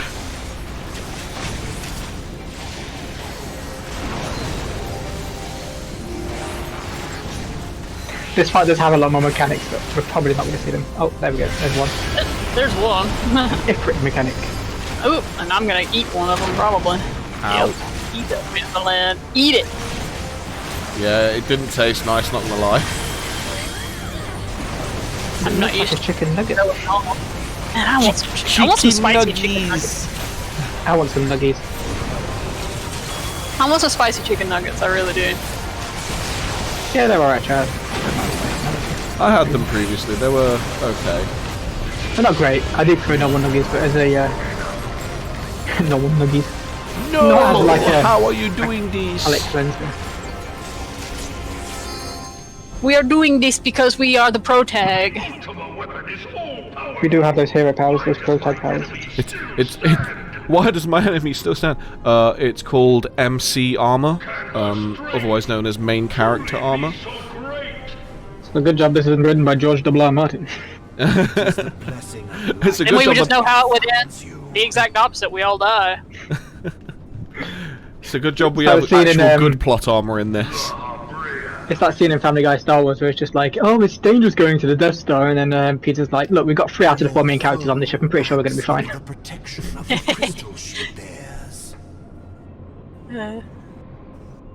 So, I don't know. It would have been real ballsy of George Lucas to just killed them all off then and saved us the fucking tragedy all these years later. Beyond mortal true. limits. Hey, look, I'm happy the Star Wars is still going. Mandalorian has been badass, so... I love the non-movie stuff, but the Yeah. movie stuff is whack after The movie episode 7. Killed Star Wars for me though, and I've just pretty much stopped. I know it's a shame because I was a huge fan. I mean, you can ask Matt. I have a shit ton of the old EU novels and stuff, but I'm like, you know what? The movie's killed it. I'm done. The heart of Sabik. Episode 7 and Rogue One were great. Episode 7 was not great, but it had like a lot of potential. Like they did put a lot of mysteries in there, but then episode 8 and 9 didn't answer any of them. Yeah, I I was fully hyped after episode 7, and obviously I was as well. Like me and my brother loved it. episode 8 we were was just just like, like, okay, okay, and then obviously episode 9 kind of just struggled to pick things back up after 8. Have you watched? There's a synopsis online on YouTube, which is what the original episode 9 was going to be. And after I watched it, and he explained all the script to me and everything like that, I was just like, okay, I didn't like episode 8, but I would have been okay with it if this is where it had gone. Like if you didn't Yeah. fire the original director, because the story actually made sense because it followed on from episode 8 and they built on it quite well. And it did actually answer like the "you are nothing" question. But yeah, but he just changed it to J.J. Abrams' script, which was terrible. What was the original answer to the "you or nothing" thing then? Because I haven't seen this shit. I think it's something like Kylo Ren was hunting down Force-sensitive families, like anyone who would be a threat to him in the future. Basically, King Harolding it up and just killing everyone that could be a threat to him in the future. And her family was particularly Force-sensitive, so he ended up killing her family. I don't think it was I think that was the I think that was J.J. Abrams' story, because they didn't sack him. J.J. Abrams didn't want to do all No, three. because originally it was Colin Trevorrow that was going to do episode 9. Like J.J. Abrams wasn't going to do episode 9 at all. They had the Jurassic World director set on, and he wrote it, and the script was actually pretty decent. But then they got rid of him after like one of his movies flopped and brought Okay. J.J. Abrams on, and J.J. Abrams just rushed that script out. Yeah, fair enough. New episode 9 script, but no, the original episode 9 script was pretty decent because it basically has a lot more character arcs for all of the characters. Like the final battle takes place on Coruscant, and the entire movie like references like sieges, and Finn ends up having to lead a kind Jesus of Christ, civilian that uprising. That laugh. I know. I know. This was not my intention. Yeah, it was a lot better than what Finn did in episode 9, which was just basically speak to a stormtrooper, and then they were just like, "Ooh, I'm cured now." The task of keeping your champion alive has exhausted what Put more strength you have water in my left. rice field. Van Belzar, your So if you ever get the chance, do watch what the original episode 9 was going to be, because it's a lot better. The Yeah, I'll have to go rest look at it. I leave to you. I think Huxley, instead of going the way he did, ends up, because they made a proper comic relief character, he ends up actually, when he sees that the Empire, the First Order's falling, he commits seppuku with a lightsaber, Who is mightier Yeah. remains. which would have been a better ending for him, in my opinion. Yeah. Because he started off as kind of like this compelling bad guy, like, Let us find He He was- properly he was just Hitlered it like- up in the episode yeah, 7. he was like proper passionate, and you could tell that even though what he was doing was wrong, he thought what he was doing was necessary for the galaxy. Yeah, Like he was believed, he bought was- into the propaganda. he was the dangerous kind of person where it's like when someone who thinks is something that is so wrong, but they believe in it with all of their being and they believe it's right, they are more dangerous than someone that's just doing something wrong. Yeah, Because- like he was a true believer, basically. Yeah, he was 100% believer. And then they just kind of turned him into a comic relief in episode 8 and 9, and I was just kind of like, I was kind of interested to see where he was going to go, because I liked the actor, Domhnall Gleeson. Yeah. He's a great actor in everything, and he did well in what he had in Star Wars, but obviously he didn't have that much after episode 8, after episode 7. Oh god, what are all these like lasers and shit? These little things on the side of the room, they shoot at you all the time because they're mean. It was also originally a lot darker, because there's a scene where they execute a Resistance pilot in front of a crowd, but they basically using a lightsaber guillotine. Yeah. Oh god, Which these they've got- lasers. It'd be nice if people weren't so spread out so I could hear them. It would be nice, but let's see why people are. This is what Pie's always talking about. Everybody in this game stands on the ass end of Narnia and then wonders why they don't get healed. I'm just trying to dodge the bloody lasers at this point because I'm so close Well, to no, death. it's fine because yours tend to stay near one of the healers, but like these other fucking people, these people that are standing with the tanks over there in the corner, who they're fine, they can take this kind of damage.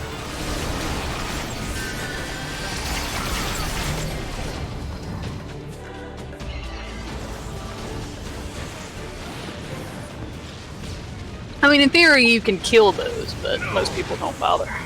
Also, in the original, Kylo Ren doesn't get redeemed at the end. He still stays a bad guy up until the end. So that would have been. Well, he was a shitty knockoff Jason Solo anyway. I hate him. Heed me. The subjects of a weak I would have ruler preferred if must Kylo needs was the look bad guy to all the a way higher through, power personally. for providence, and Yeah. independence comes I think he recognises at the end he's wrong, but by that point it's too late because Rey's already basically beaten him. So he basically realises it just before he dies. and Yeah. to lead the people astray. Unless a You know, it's man Disney. of They can't let it get that dark. wrests control. Which is funny because they do let things get that dark at times. It just, I'm Well, guessing with something as on big as that, the- they didn't want to. When it's like not the main movies or the main series, they do actually get quite dark. Like obviously Rogue One that had a really tragic ending, Yeah, that was great. and The Mandalorian has some quite dark scenes. Yeah. I'm not caught up on this season, so. What episode have you started the season at all? I've watched the first episode. No, okay. Yeah, I'm not going to spoil anything for you, but there's a scene with a few more Mandalorians that are pretty badass in one of the later episodes. Or Yeah, like I the later saw episode. Twitter, like someone on Twitter was getting pissed off because one of the Mandalorians has boob armor, and like someone who like makes armor for a living literally Oh, says yeah, I to her, watched that "What video." the fuck are you on about?" Basically. Yeah, there's a video on YouTube where he's talking about like, yeah, boom armor isn't necessary, but it's also not Boasted of unrivaled detrimental like you power. people seem to think it is. You were entrusted with the Depending on the ultimate design, weapon. And there are some also- boob armor designs yeah, where it's don't like, get me oh wrong. god, this is bad.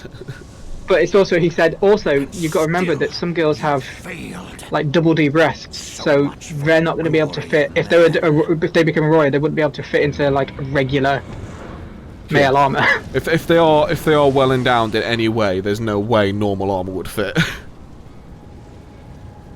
The growing imbalance But yeah, she's a character from afflicting the planet Clone Wars must be redressed. animated series. I've been meaning to watch If that, I is just never got around permitted to it. worsen, I've started watching it and I'm having fun with it. laws of So I'll probably just watch it off and on for the next both few months. etheric and Being a little physical, Christmas project. will be warped beyond all recognition. Know you I bought the root of Code this Geass on Blu-ray now. corruption. Oh, nice. Hydaelyn, I still need to see season 2 to be fair. like a parasite. I did a she long must time be ago. Me and my burned youngest brother if binged the planet entire is to thing, and recover. Well, me and Carl binged the first season, but I've never watched season 2 yet. So Yeah, maybe we- we'll- I don't remember it. I couldn't spoil it if I wanted to. I literally don't remember it anymore.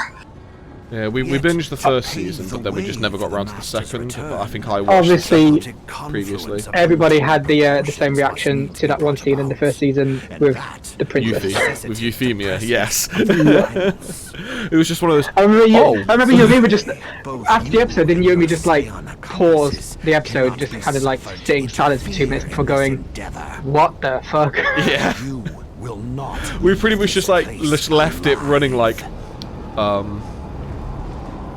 But we had Yeah, like a moment. If you don't remember, that's the scene where Lush accidentally tells her to kill all the Japanese people. I'm well aware. I know, but you said you didn't remember. You, like 2 minutes ago, you didn't remember, so I didn't know if you remember. Second season. I don't remember the second season. I think was really from what I tired. remember, the first season Oh, as a spoiler alert for season. the people is- that you is- know. Yeah, the Scream. first season is definitely better, but it's not like a big margin at all.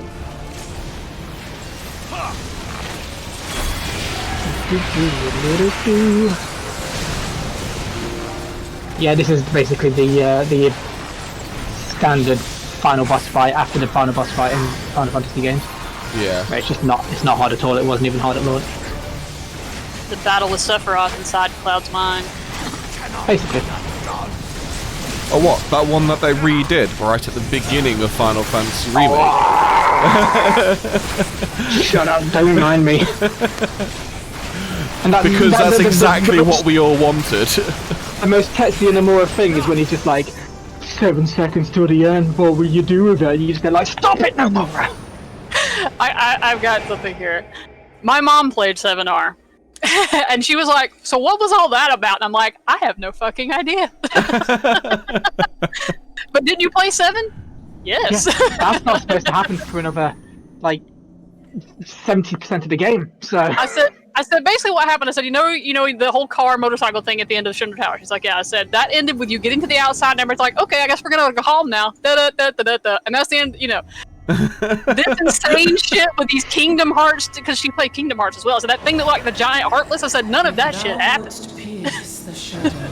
Yeah, I remember when I got to that bit and I think Becky was with me and I was just like, this is getting more and more bullshit by the second. I remember Yeah. I messaged you, I think, before you did it, and I was like, oh, have you beaten it yet? And you were like, no, and I was like, well, be warned, he has no mode it up, and you were just like, oh. Yeah, I think I literally said, oh, for God's sake.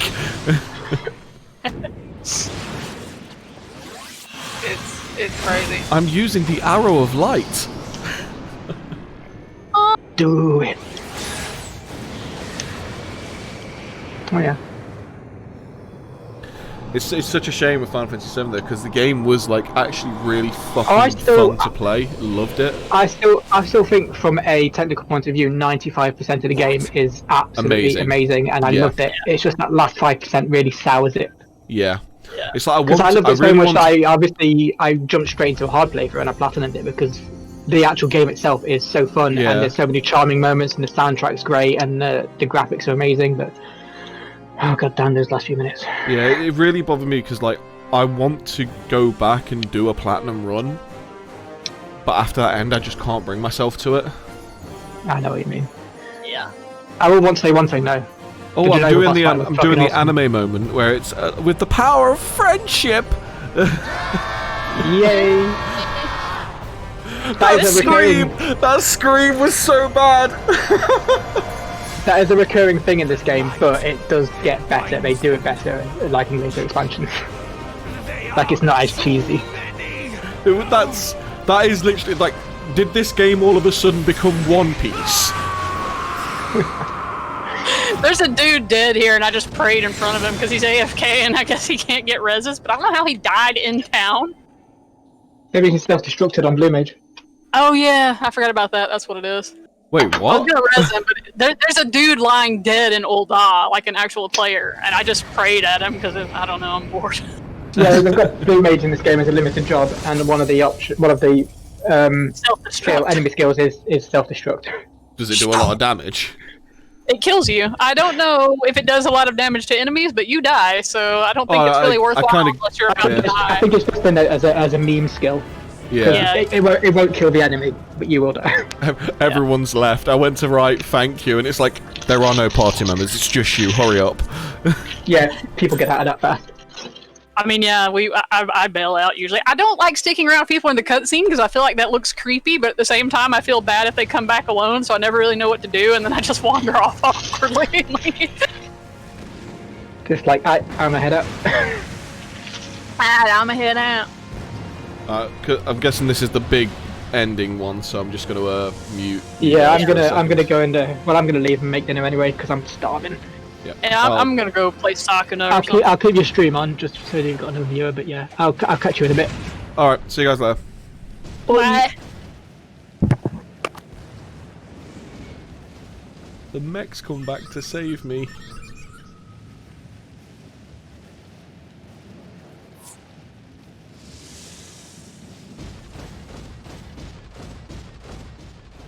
How has that mech survived all of this, though?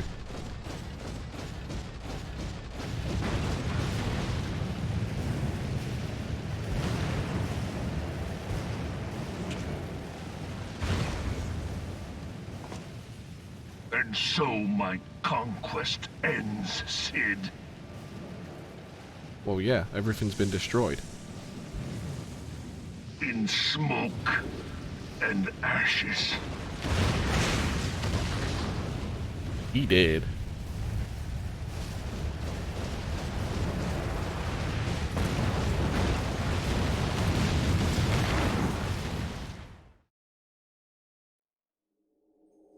Hear, feel, think.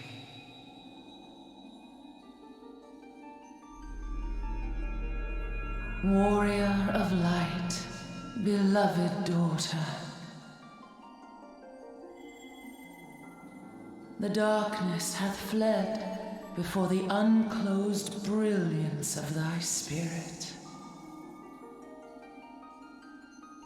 Yet it lingereth still beyond the sight of men, in forgotten corners of the world. In the depths of the abyss yet resideth the Dark One, watchful ever, till this evil be cast out. Never shall the world know aught but a passing peace. Yet for the present, a gentle light shineth o'er the realm of Eorzea. With thee at its heart. From sparkling moat shall it swell to glorious sun, and all the world shall bask in its warmth.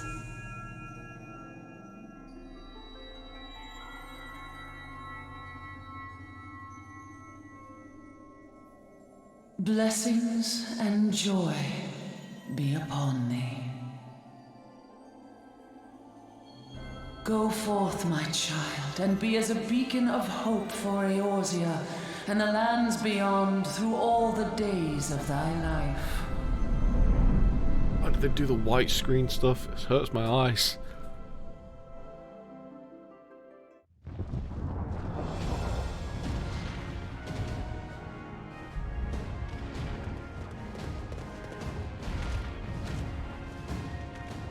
My lady, all Twin Adder units have fallen back to the outer perimeter. The Flames have completed their withdrawal, General. Admiral, all hands accounted for.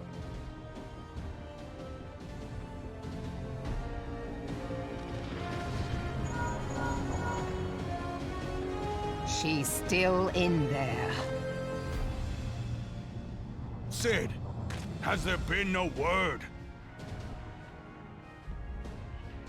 Nothing. Nothing at all. Damnation! She's going to make it, I know she is. Ida is right. We must have faith. Sid, can they not be evacuated aboard the Enterprise? That adventurer and the Scions are as the Warriors of Light reborn. We cannot abandon them to their fate. Not again. I wholeheartedly agree, but flying into the midst of that would only add to the fireworks. There must be something we can do. Please, Mother Hydaelyn. Please light her way through the darkness. Yeah, Look just at into the end. light, my Well, child. end of the main game. If thou would see thy companions returned safe to thee, reach out to them now.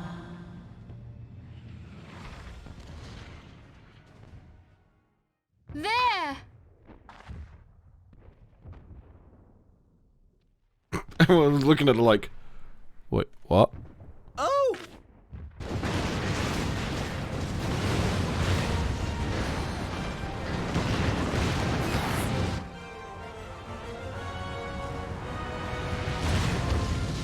The goddamn mech's so badass. Yay! Our Warrior of Light. Yes! The hero returns! Look! Thancred is with her! Thank the 12! Thank Hydaelyn. Welcome home.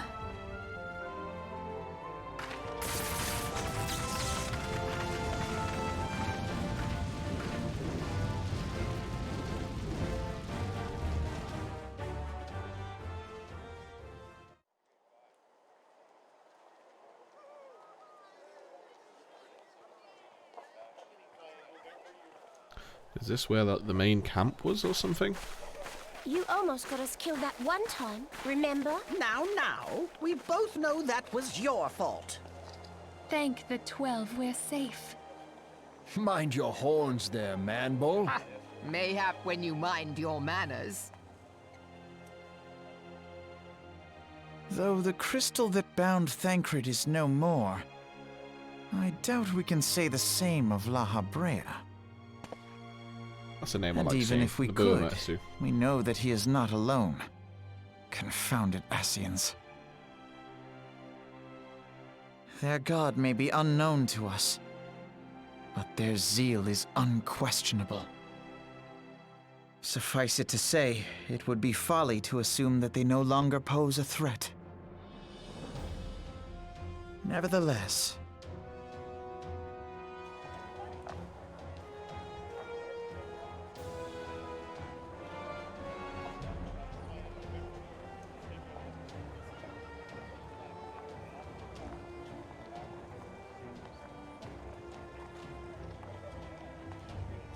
Guess he's okay now.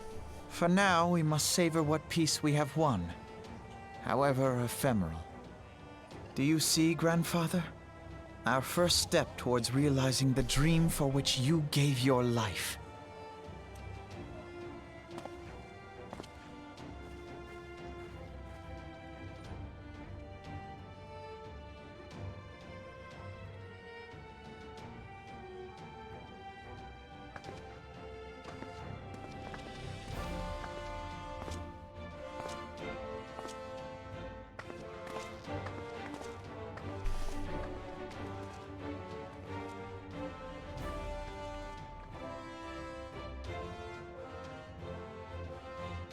Friends, the dread night of Imperial tyranny and Ascian machination is ended. A new day now begins in Eorzea. True to their name, the Scions of the Seventh Dawn, along with our champion, have delivered us from darkness. Let their shared victory serve to remind us of our shared history. And let their bravery in the face of adversity inspire future generations. Doubt not, the realm will need bravery in the days to come. Old rifts threaten to divide us within our walls, while hordes of beastmen claw at our gates. And though the Black Wolf be slain, the rest of the pack remains. Yet no foe need we fear, so long as we stand as one. So long as the Scions stand for peace. So long as our champion stands fast. For there exists no adversity over which we may not jointly prevail. No longer can we turn a blind eye to the suffering of our allies. No nation stands alone. If one should fall, so shall we all. Eorzea is our shared home.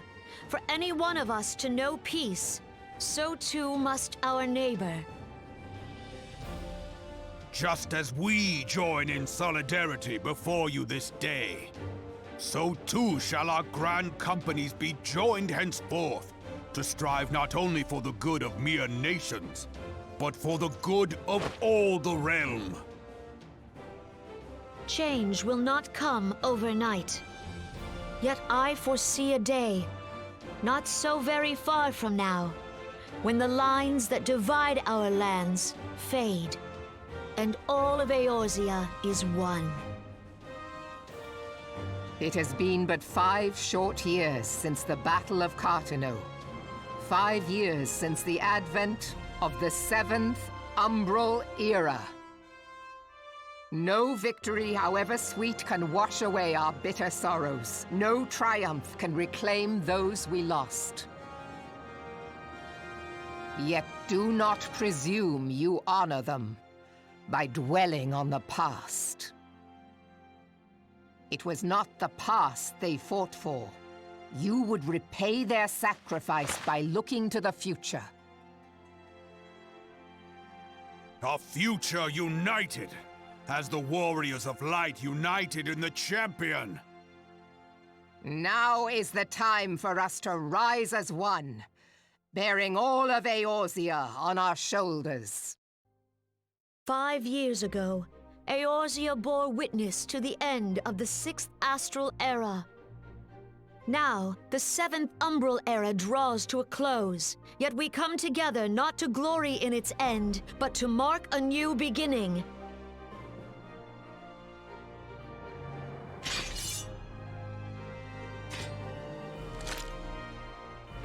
Pulls out a fucking gun.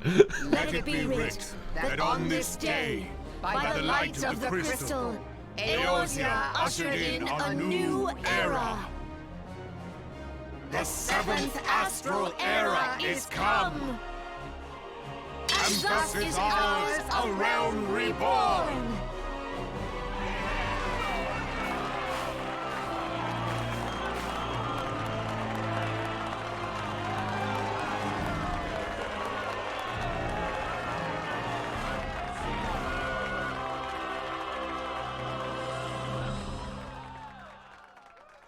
That was cool. Cheesy as fuck at times, but cool.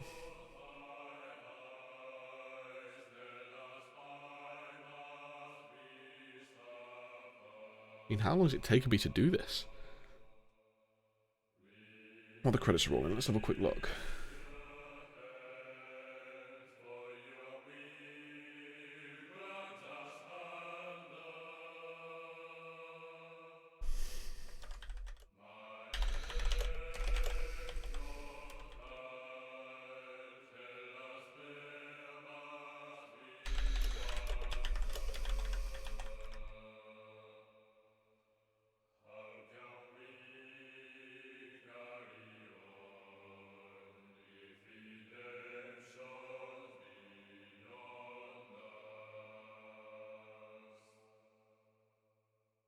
check how long we have actually been playing this. That's not the one.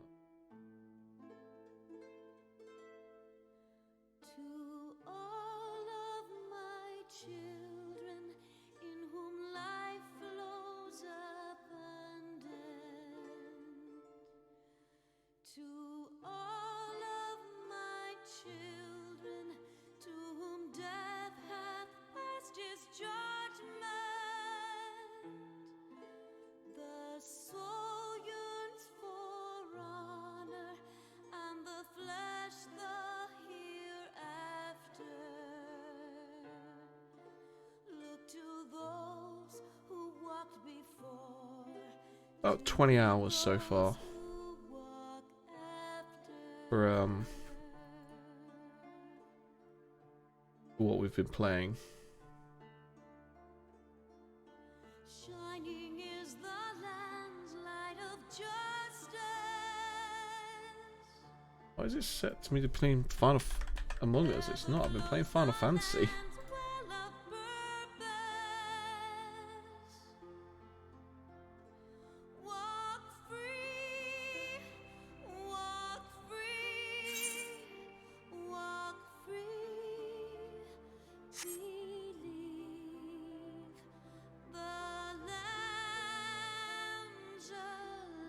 I like this song, so I'm not going to skip, but I'm going to speed up the credits.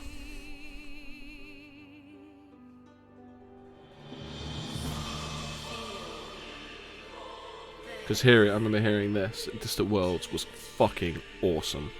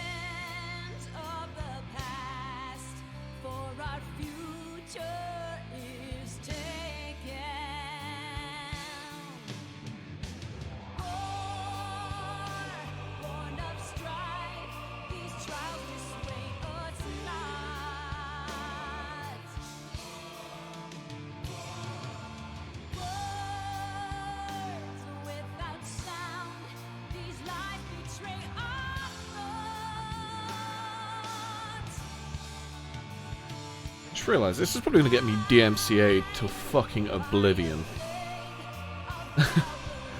Like, full on. Which is stupid, seeing as it's part of the game that I'm playing. Let's move on. I'm thoroughly enjoying it, but oh, okay.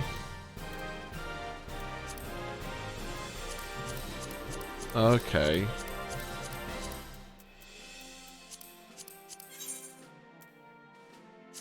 Don't know what any of that was, but okay. Special thanks. Move on from that. Back into the story.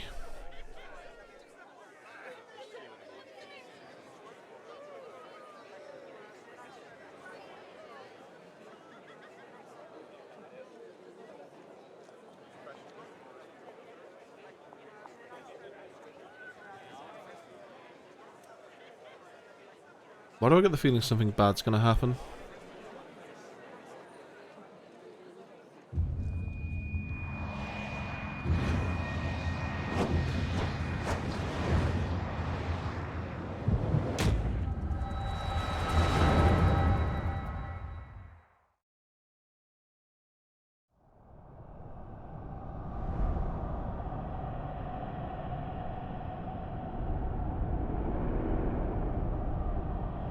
Well, I was assuming there was an opposite to the light crystal.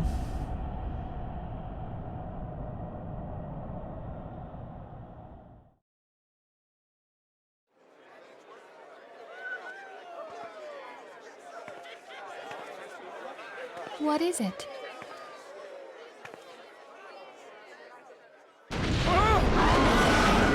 What was that?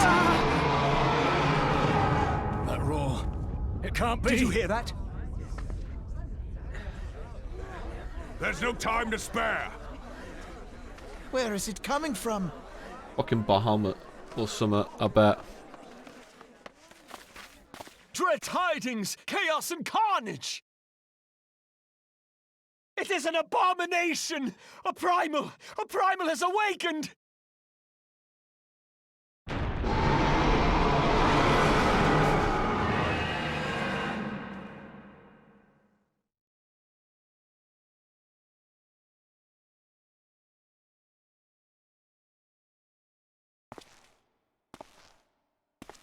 Of course, Edgelord is here.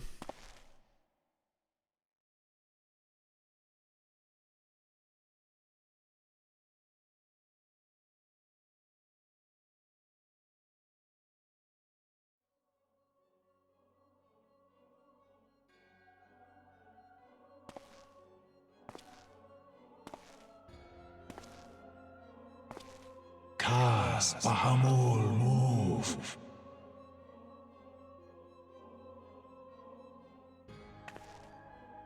One Azaz move star. It's like lightning, that one does. Aldorn Zul, Ukdorn.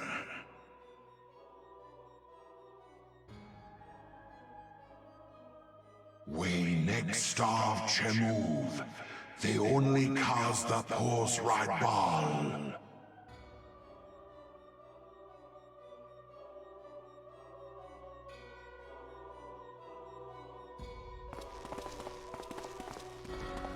Jesus, how many of these fucking edgelords are there? Alphapos.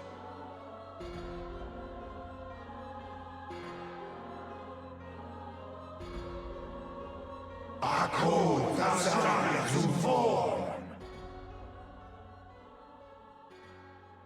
Probably would know what Zodiac is if I had maybe listened a bit more.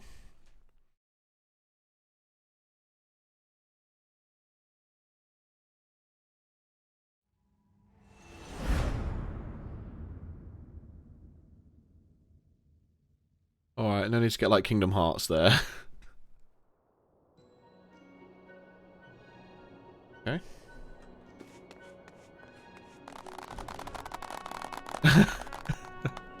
wait.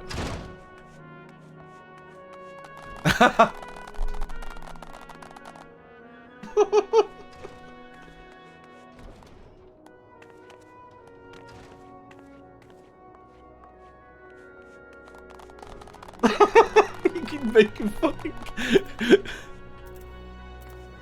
His proximity as well, so he didn't clap the first time.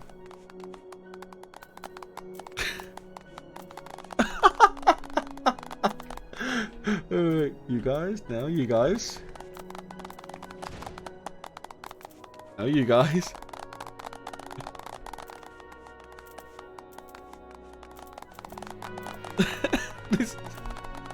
I love it when games program things like that because it's so stupid. And you as well? I'm not gonna mess around with these guys. I mess around with the other guys enough.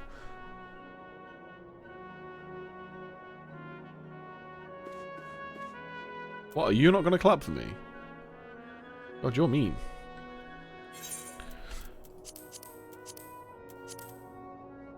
I've got another 2 levels yet before I get anything new. But actually, no, next level. I just realised. I'm 51.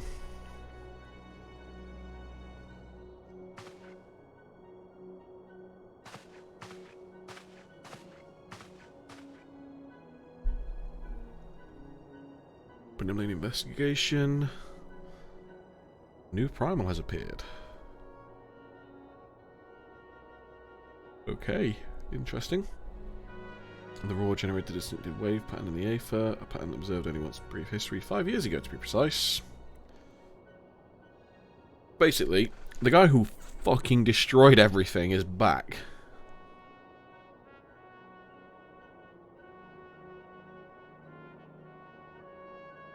Great sacrifice, we have delivered Eorzea from the threat posed by the Empire and the Primals, and thereby secured peace. We cannot well allow the realm to be plunged into chaos once more. Well, no, that's why I'm here. I'm the main character. You have given your all for our cause, risking life and limb on I know not how many occasions, yet our struggle continues, and we need you now no less than before. Again, it's because I'm the main character. Please continue to stand with us, and together we shall safeguard the future of the realm, of this very star.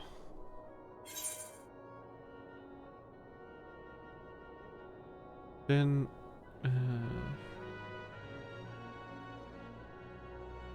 oh, okay, so I can use the armor now.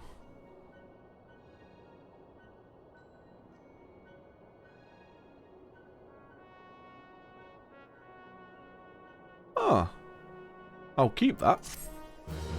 Gives me an opportunity to edit my character.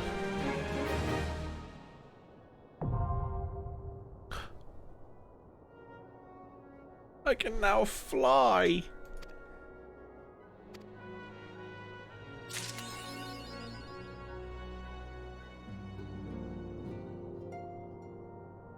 Flying mouse. Do we have to have specific flying mouse, or?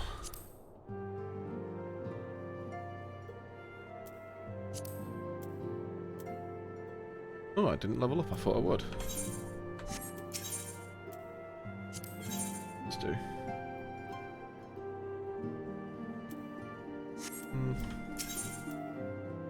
Tell you what, we'll accept it.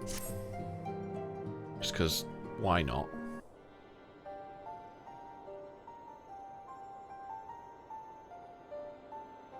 Wait, there's still work to do. The ultimate weapon's destruction has served to embolden the beastmen, who now seek to call their gods once more. Even as we speak, the Amalja, the Uxor, and the Kobolds are making preparations for their respective summoning rites. Able to procure vast quantities of crystals.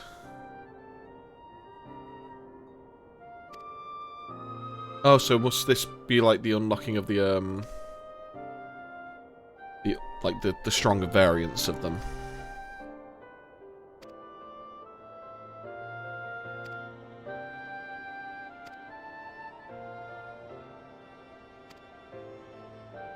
Bear for all possibilities. Yeah, sure, that's fine. I'll go against them.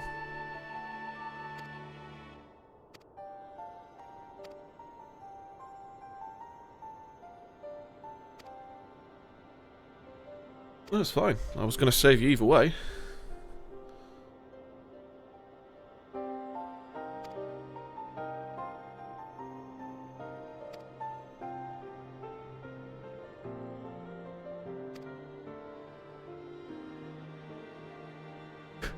Little joy movements. Turn marks the beginning of a new chapter. Move ever forward.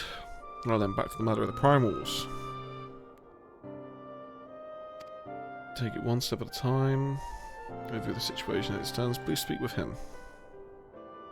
He's right here. Can't I just speak to him now?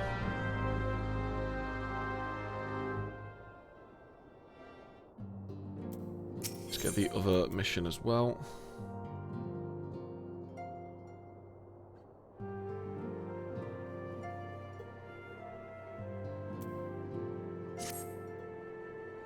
Definitely going to grab one of those rings, they look decent enough.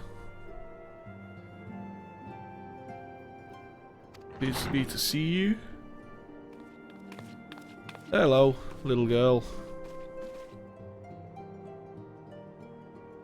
The gentleman from Ashgana Exports has just left. I understand now why you didn't want to receive him.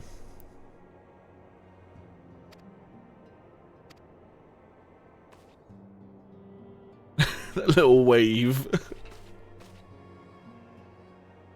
Ever since we defeated Gaius and destroyed his ultimate weapon, the eyes of the world have followed our every move, scarce remembering to blink.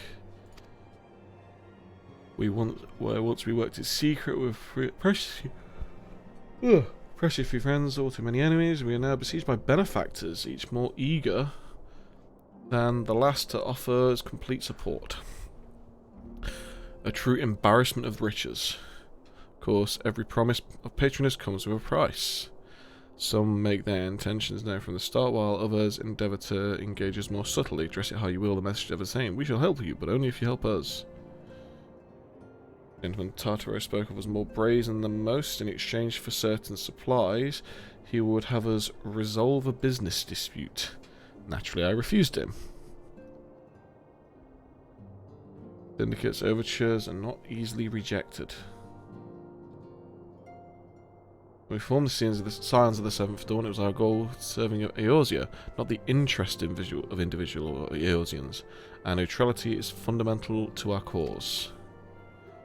In my heart, I know this to be true, and yet, if accepting these offers of patronage could empower us to do greater good, might they not warrant greater consideration? No, because if you start warranting one consideration, you're going to start doing more, and it's a slippery slope.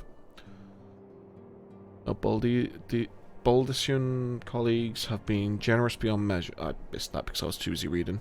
Forgive me, do not mean to burden you so.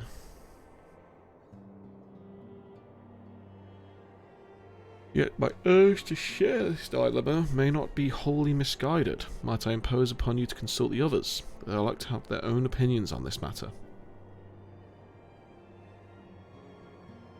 Well, yeah, that's what people do, they have opinions. Doesn't necessarily mean you should listen to them.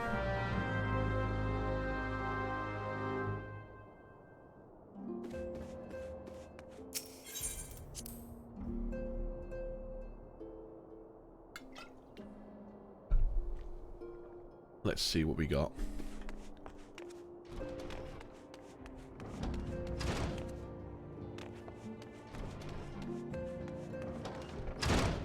Who are you?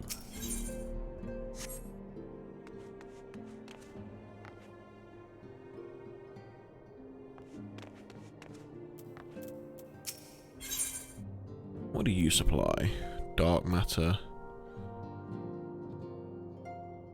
Huh. I'll buy that.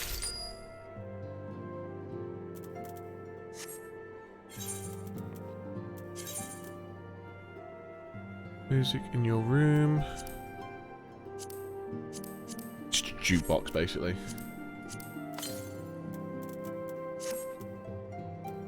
Right.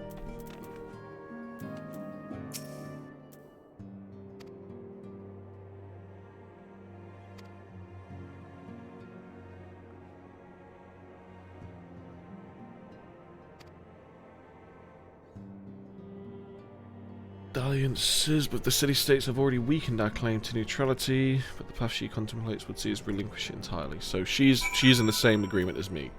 Doing any of this will diminish their neutrality in the way they work. Fortune against power, power fortune, we, and especially you. May be interested to know that there is grand belief amongst refugees could be liberated if only the skins would commit their strength to the cause. Yet theirs is but one of many causes. We stand at a crossroads. He's kind of wishy-washy about it. What about you?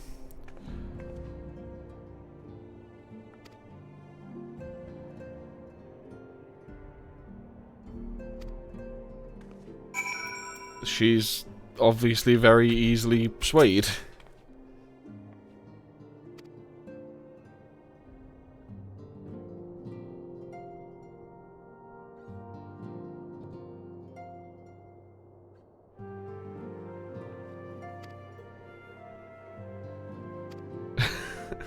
Of course she would enjoy the bribes. She's already on about how she's very close to.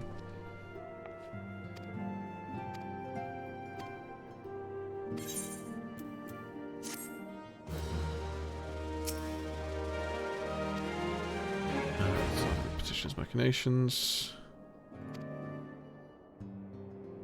Yes, if you are fortune so finite.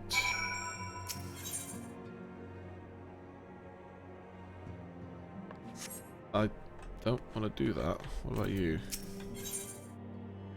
If Frick bleeds, we can kill it.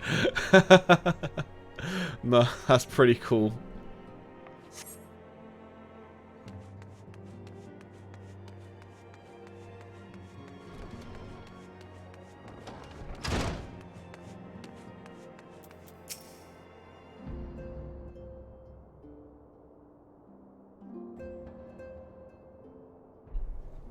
Not wholly unexpected.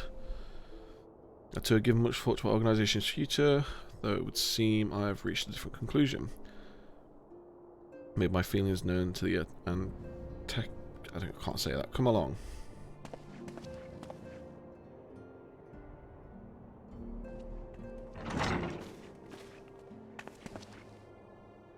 Daughter miss. It is I cancel, so you shall have it, Minfia. The skies of the Seventh Dawn must leave Uldar. Alright, calm down. We must do what? So long as we remain within Uldar territory, we will never be free to act with impunity. Moving our headquarters to Vesper Bay only delayed the inevitable. We have demonstrated our capabilities, and the Syndicate has taken note. They will not suffer our organisation to remain independent now. We are far too dangerous for that. Surely you realise they are the reason Vesper Bay still lacks an aetheryte. They full well know how which is why it and other favours will be denied unless we cooperate. If order is no longer suitable, where would you have us go? Experience has taught us that the appearance of neutrality is as important as the reality. Accordingly, we must keep each of the great nations at arm's length and plant our banner in a place which all agree to be beyond their borders. Mordona. Revenant's told, to be precise, it lies within neutral territories and offers all the essential facilities we require. Also frequented by a veritable legion of adventurers who may serve to supplement our ranks. I am, of course, conscious of the fact that we have developed a certain bond with Uldar and her people over the years, but I truly believe this is the best course of action. As you yourself observed, we have invaluable ties to the local community forged through the years of concentrated efforts. Uldar is our home, Alphanid. To cast aside everything we have built to start anew in that desolate wasteland would be reckless. The decision is yours to make. I ask only that you recall the shared purpose which first moved us to the signs of the Seventh Dawn, and which moved you to found the Path of the 12. We aspire to an ideal, you and I, just as my grandfather did. That makes us more than mere comrades in arms. We are as much your family as... That will be all. I mean, he's a bit of a prick, but he's right.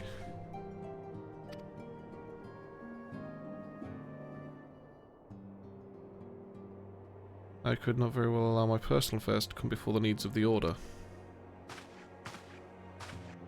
Minfilia's getting pissy.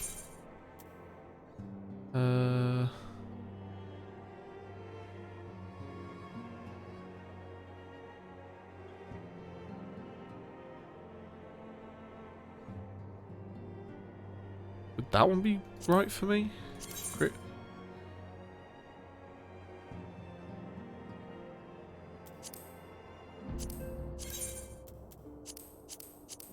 Oh, it doesn't matter either way, really. It's better than, it's ridiculously good compared. I'll just get that one.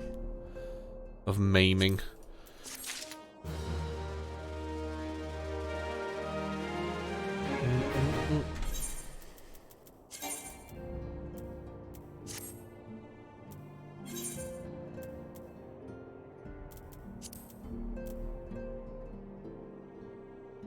Wait a minute. Ah, yes, 'cause I'm wearing the Bard's outfit rather than the other bits.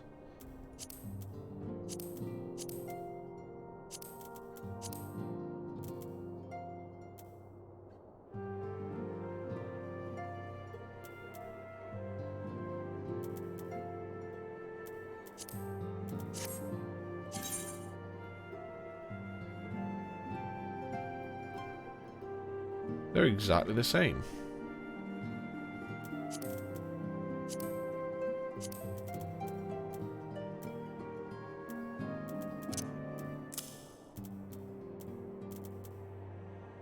There we go. That's a bit better.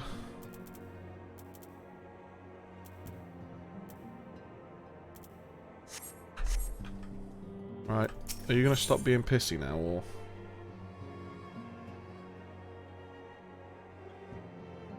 I guess I'll take that one as well, then.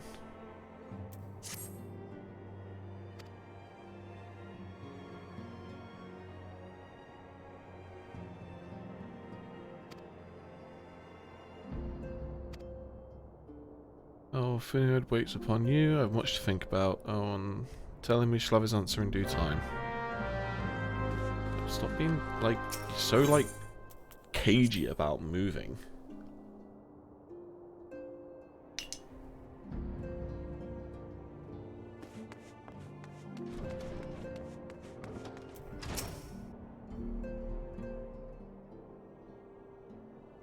Confound it, she knows what must be done and she still hesitates, all because of these fanciful rumours. Infilia's mother, well, adopted mother, was among a great many who perished during the calamity. Was her name? That was her name, though you may know her better as the Songstress of Uldar. Not to mention a certain Charlian minstrel. As you may imagine, the news of her passing was greeted with shock and disbelief by her adoring followers, many of whom refused to acknowledge that it happened, that her body was never found, only served to encourage speculation.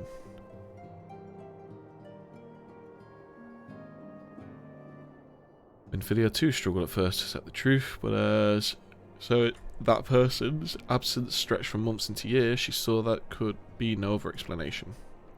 Until recently, rumours have once again begun to circulate that that person is alive and well. One of our informants has sent word that a woman matching the songstress description has been seen of late at the seaside resort of Costa del Sol. If we could succeed in tracking her down, I have doubt that any worries that now plague Mephia's heart might be assuaged. I mean, to set forth for La Noscia at once, let us reconvene there and inquire. Okay.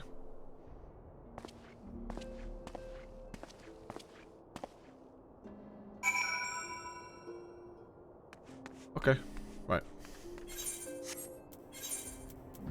La Noscia. Good thing I've been to all these places.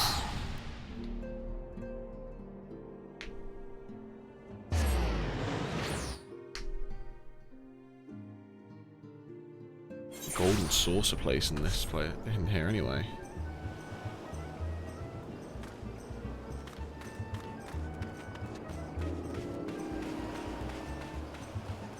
Forgot the music in this place.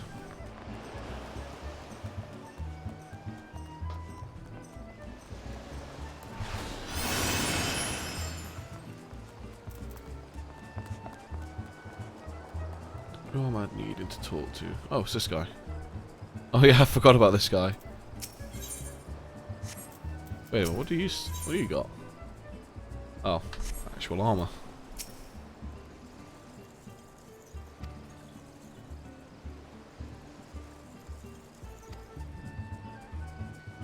Made flesh who dwelt among us until so very recently.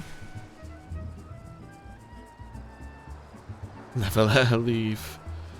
Think that she now piles her trade for the riff-raff off to the west. Okay, let's go west.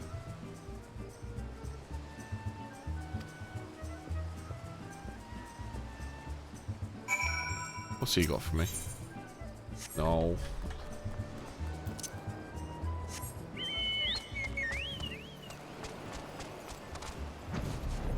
Oh shit.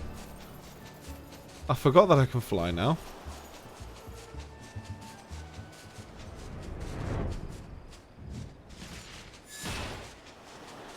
The controls are very, very weird.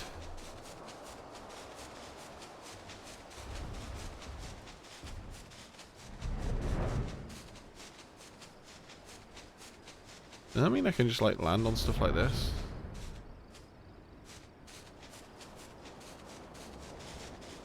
Large buffaloes.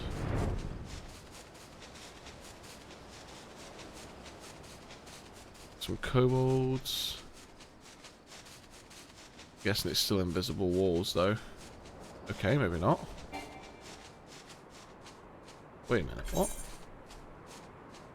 Oh right, yeah, because there's part over there, so I can just fly over now instead rather than having to use the ferry.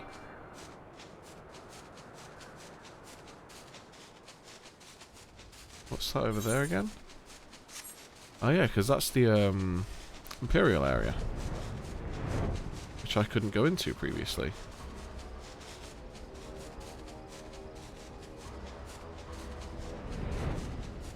Which I now just fly around like it's nothing.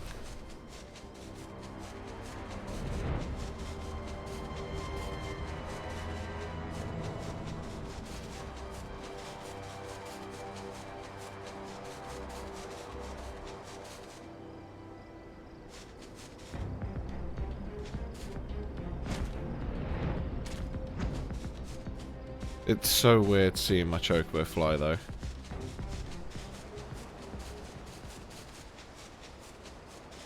Oh. Becky, I have a flying chocobo now.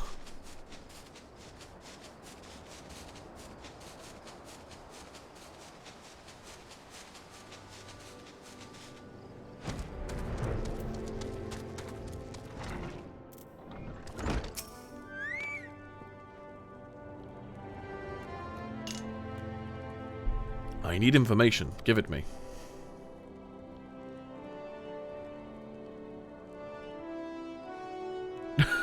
Her perfume was so ghastly I had no choice but to eject her from the premises.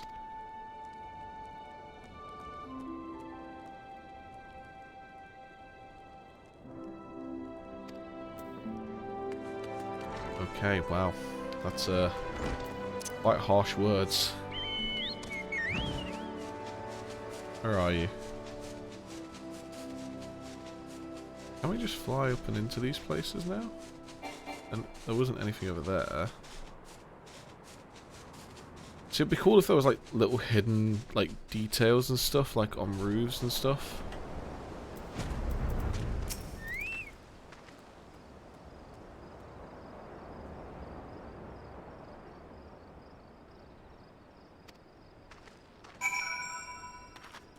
Speak with this fella. Where is he? Oh, he's just down here.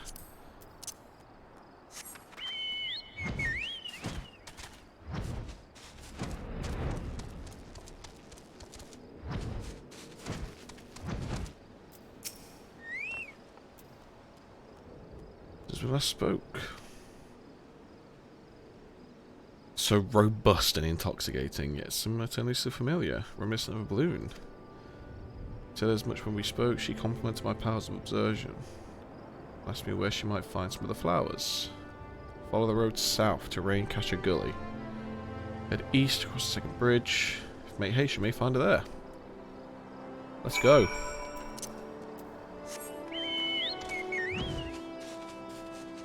We'll just fly clean over everything.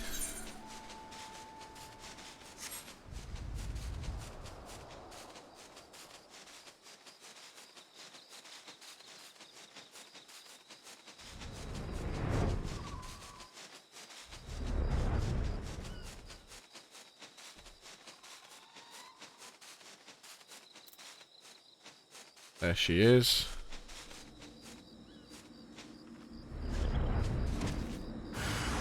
Oh, hi there.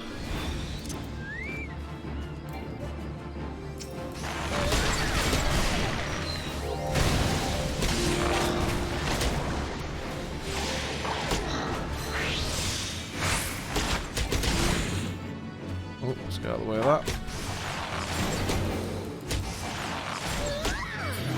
And he's dead.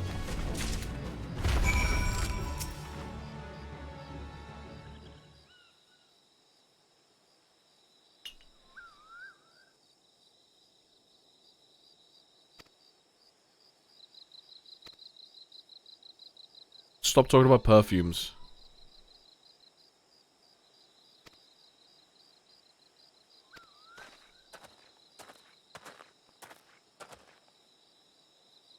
Already found our woman. Songstress of Ulda, I presume, Minfilia, or should I say Ascilia is looking for you. You are the very picture of health, my lady, yet the world thinks you dead. I can only conclude that this was by design. Question is why?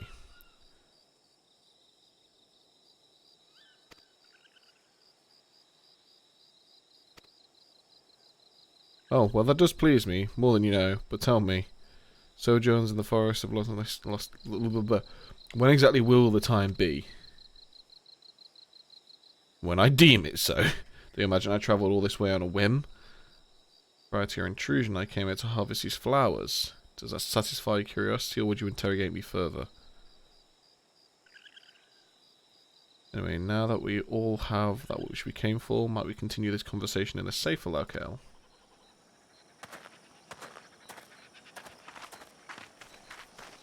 And they'll just teleport there and I'll have to fly back. That's fine.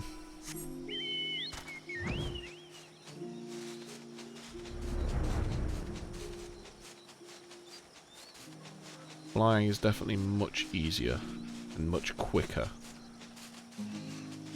I wish it was unlocked a little earlier, especially having to go through all the bloody Imperial areas.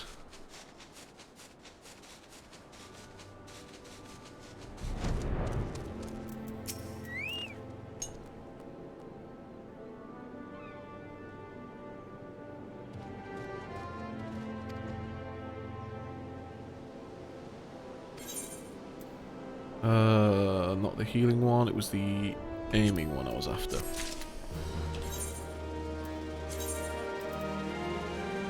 Why is it replacing that one?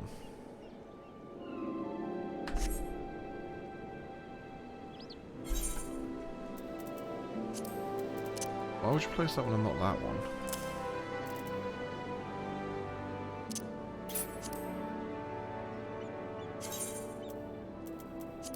Why is it? What's that? It's because it's in the gear set. Gear set list. That. How do I save?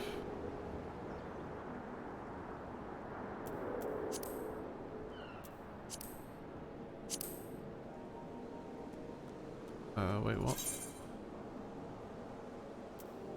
I'm gonna need to figure this out. Do I delete? What do I do?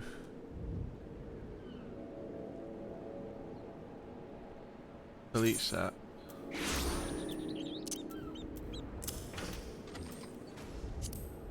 I'm gonna have to ask, like, look for a quick way of doing that. 'Cause surely it's not that way all the time.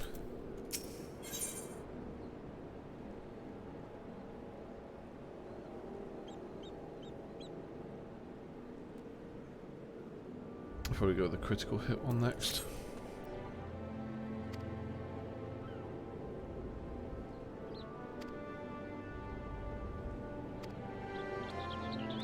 Why are you going by ferry? Just use the invites that get you there, like, instantly. I got loads. You can have some of mine. Oh, okay. That's actually okay. I'm happy it teleported me as well.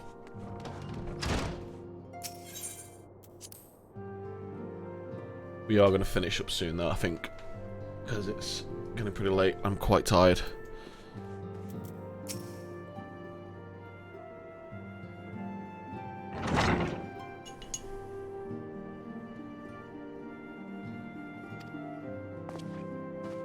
You have a guest. Lamin. Ascilia.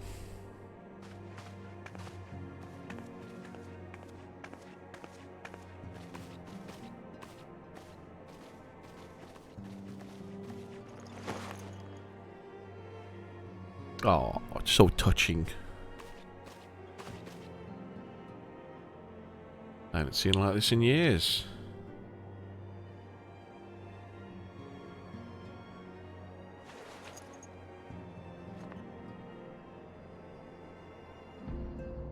I never truly believed it when they told me you were dead, but kept you away for so long. The Imperials came for me as I knew they would, and so I resolved to stay as far away from you as I could, lest their pursuit of me endanger you and our cause.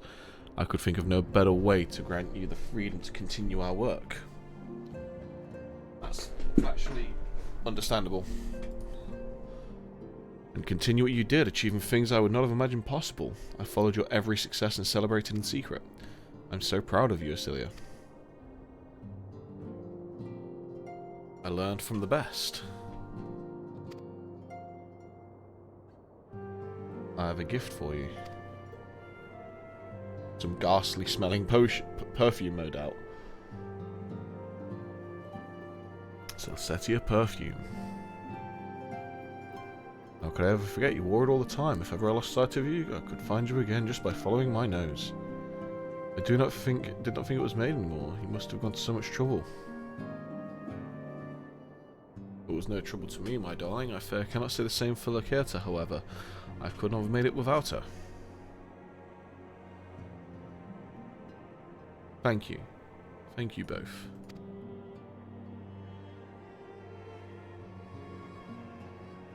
Something else.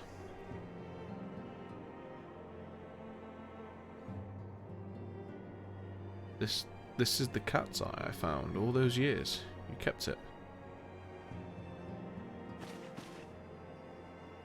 My father was a member of the Almegan resistance. When I was yet a child, he brought me here to Uldar. The accident which claimed his life happened shortly after our arrival. It was Lamin who took care of me then. She raised me as her own, taught me everything I needed to know to survive. I'm no stranger to the facts of your history, yet I fear I have failed to grasp their implications. It is clear there is much I do not know about you and your mother both. One of her first lessons to me concerned mining. I was a very dedicated student. The cat's eye was the first stone I unearthed. It wasn't much, of course, but I was exceedingly proud to have found it nonetheless. So I gave it to Lamin as a gift. She said it was beautiful. There I am at a loss. Why are you returning this to me? Is something amiss? No, Acilia, nothing is amiss. Quite the opposite. I need you to realise how far you've come and how much further you still may go. Must still go. You and your allies have accomplished more than I could ever have hoped. You have succeeded where I failed and made me so proud that words fail me. But even as I marvel at the woman you've become and all the many things you've done, I cannot help but think of that which you have yet to do, and of what it may entail, Acilia. Daughter, you cannot stay here anymore. You and the Seons must leave Uldar. You built it once, Acilia, you can build it again, and this time we'll do it together. Truly?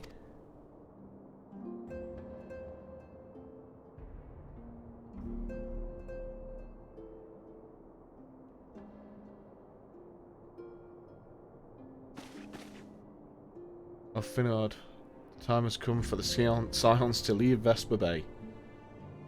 We shall establish a new headquarters in Revenant's Toll as you proposed. Much work lies ahead of us. Inform our fellow Scions and send word to the students of Baldessian. Preparations begin at once.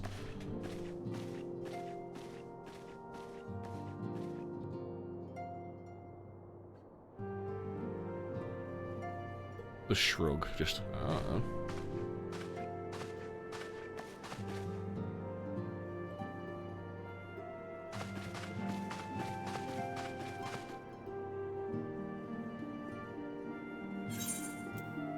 And we will take the striking one.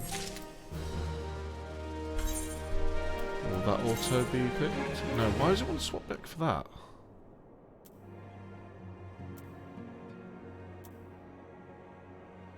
That's 9 strength.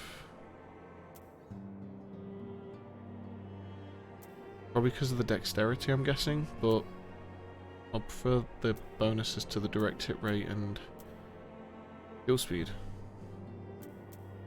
Plus, it's not even putting my choker on.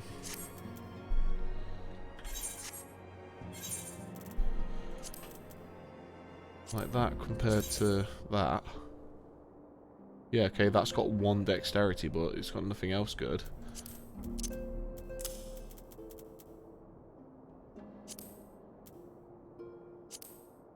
Ah, how did I not see that button before?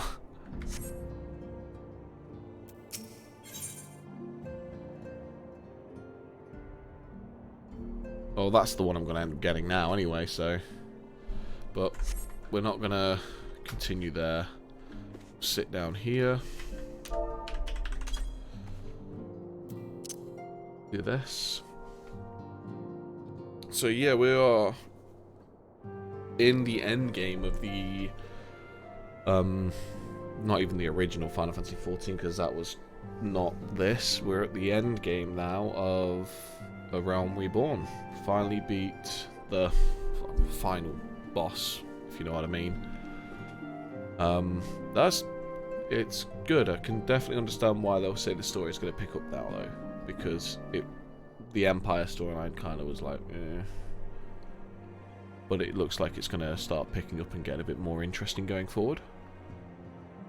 As usual, thanks to Carl and Brandy for jumping in and helping me out. Even though, like I said, those last few bosses aren't ridiculously difficult, it was fun to have them by for the ride. Got the podcast tomorrow. We are back. We had to take a week off last week. Again, like we said, one of our mothers told us we're not allowed to do it. But yeah, if you've popped in the stream at any point, thanks for popping in. It's been great. If you're watching this on YouTube, do the stuff that they always tell you to do on there, and come by the stream. Come by when it's live. It's good to have more people in.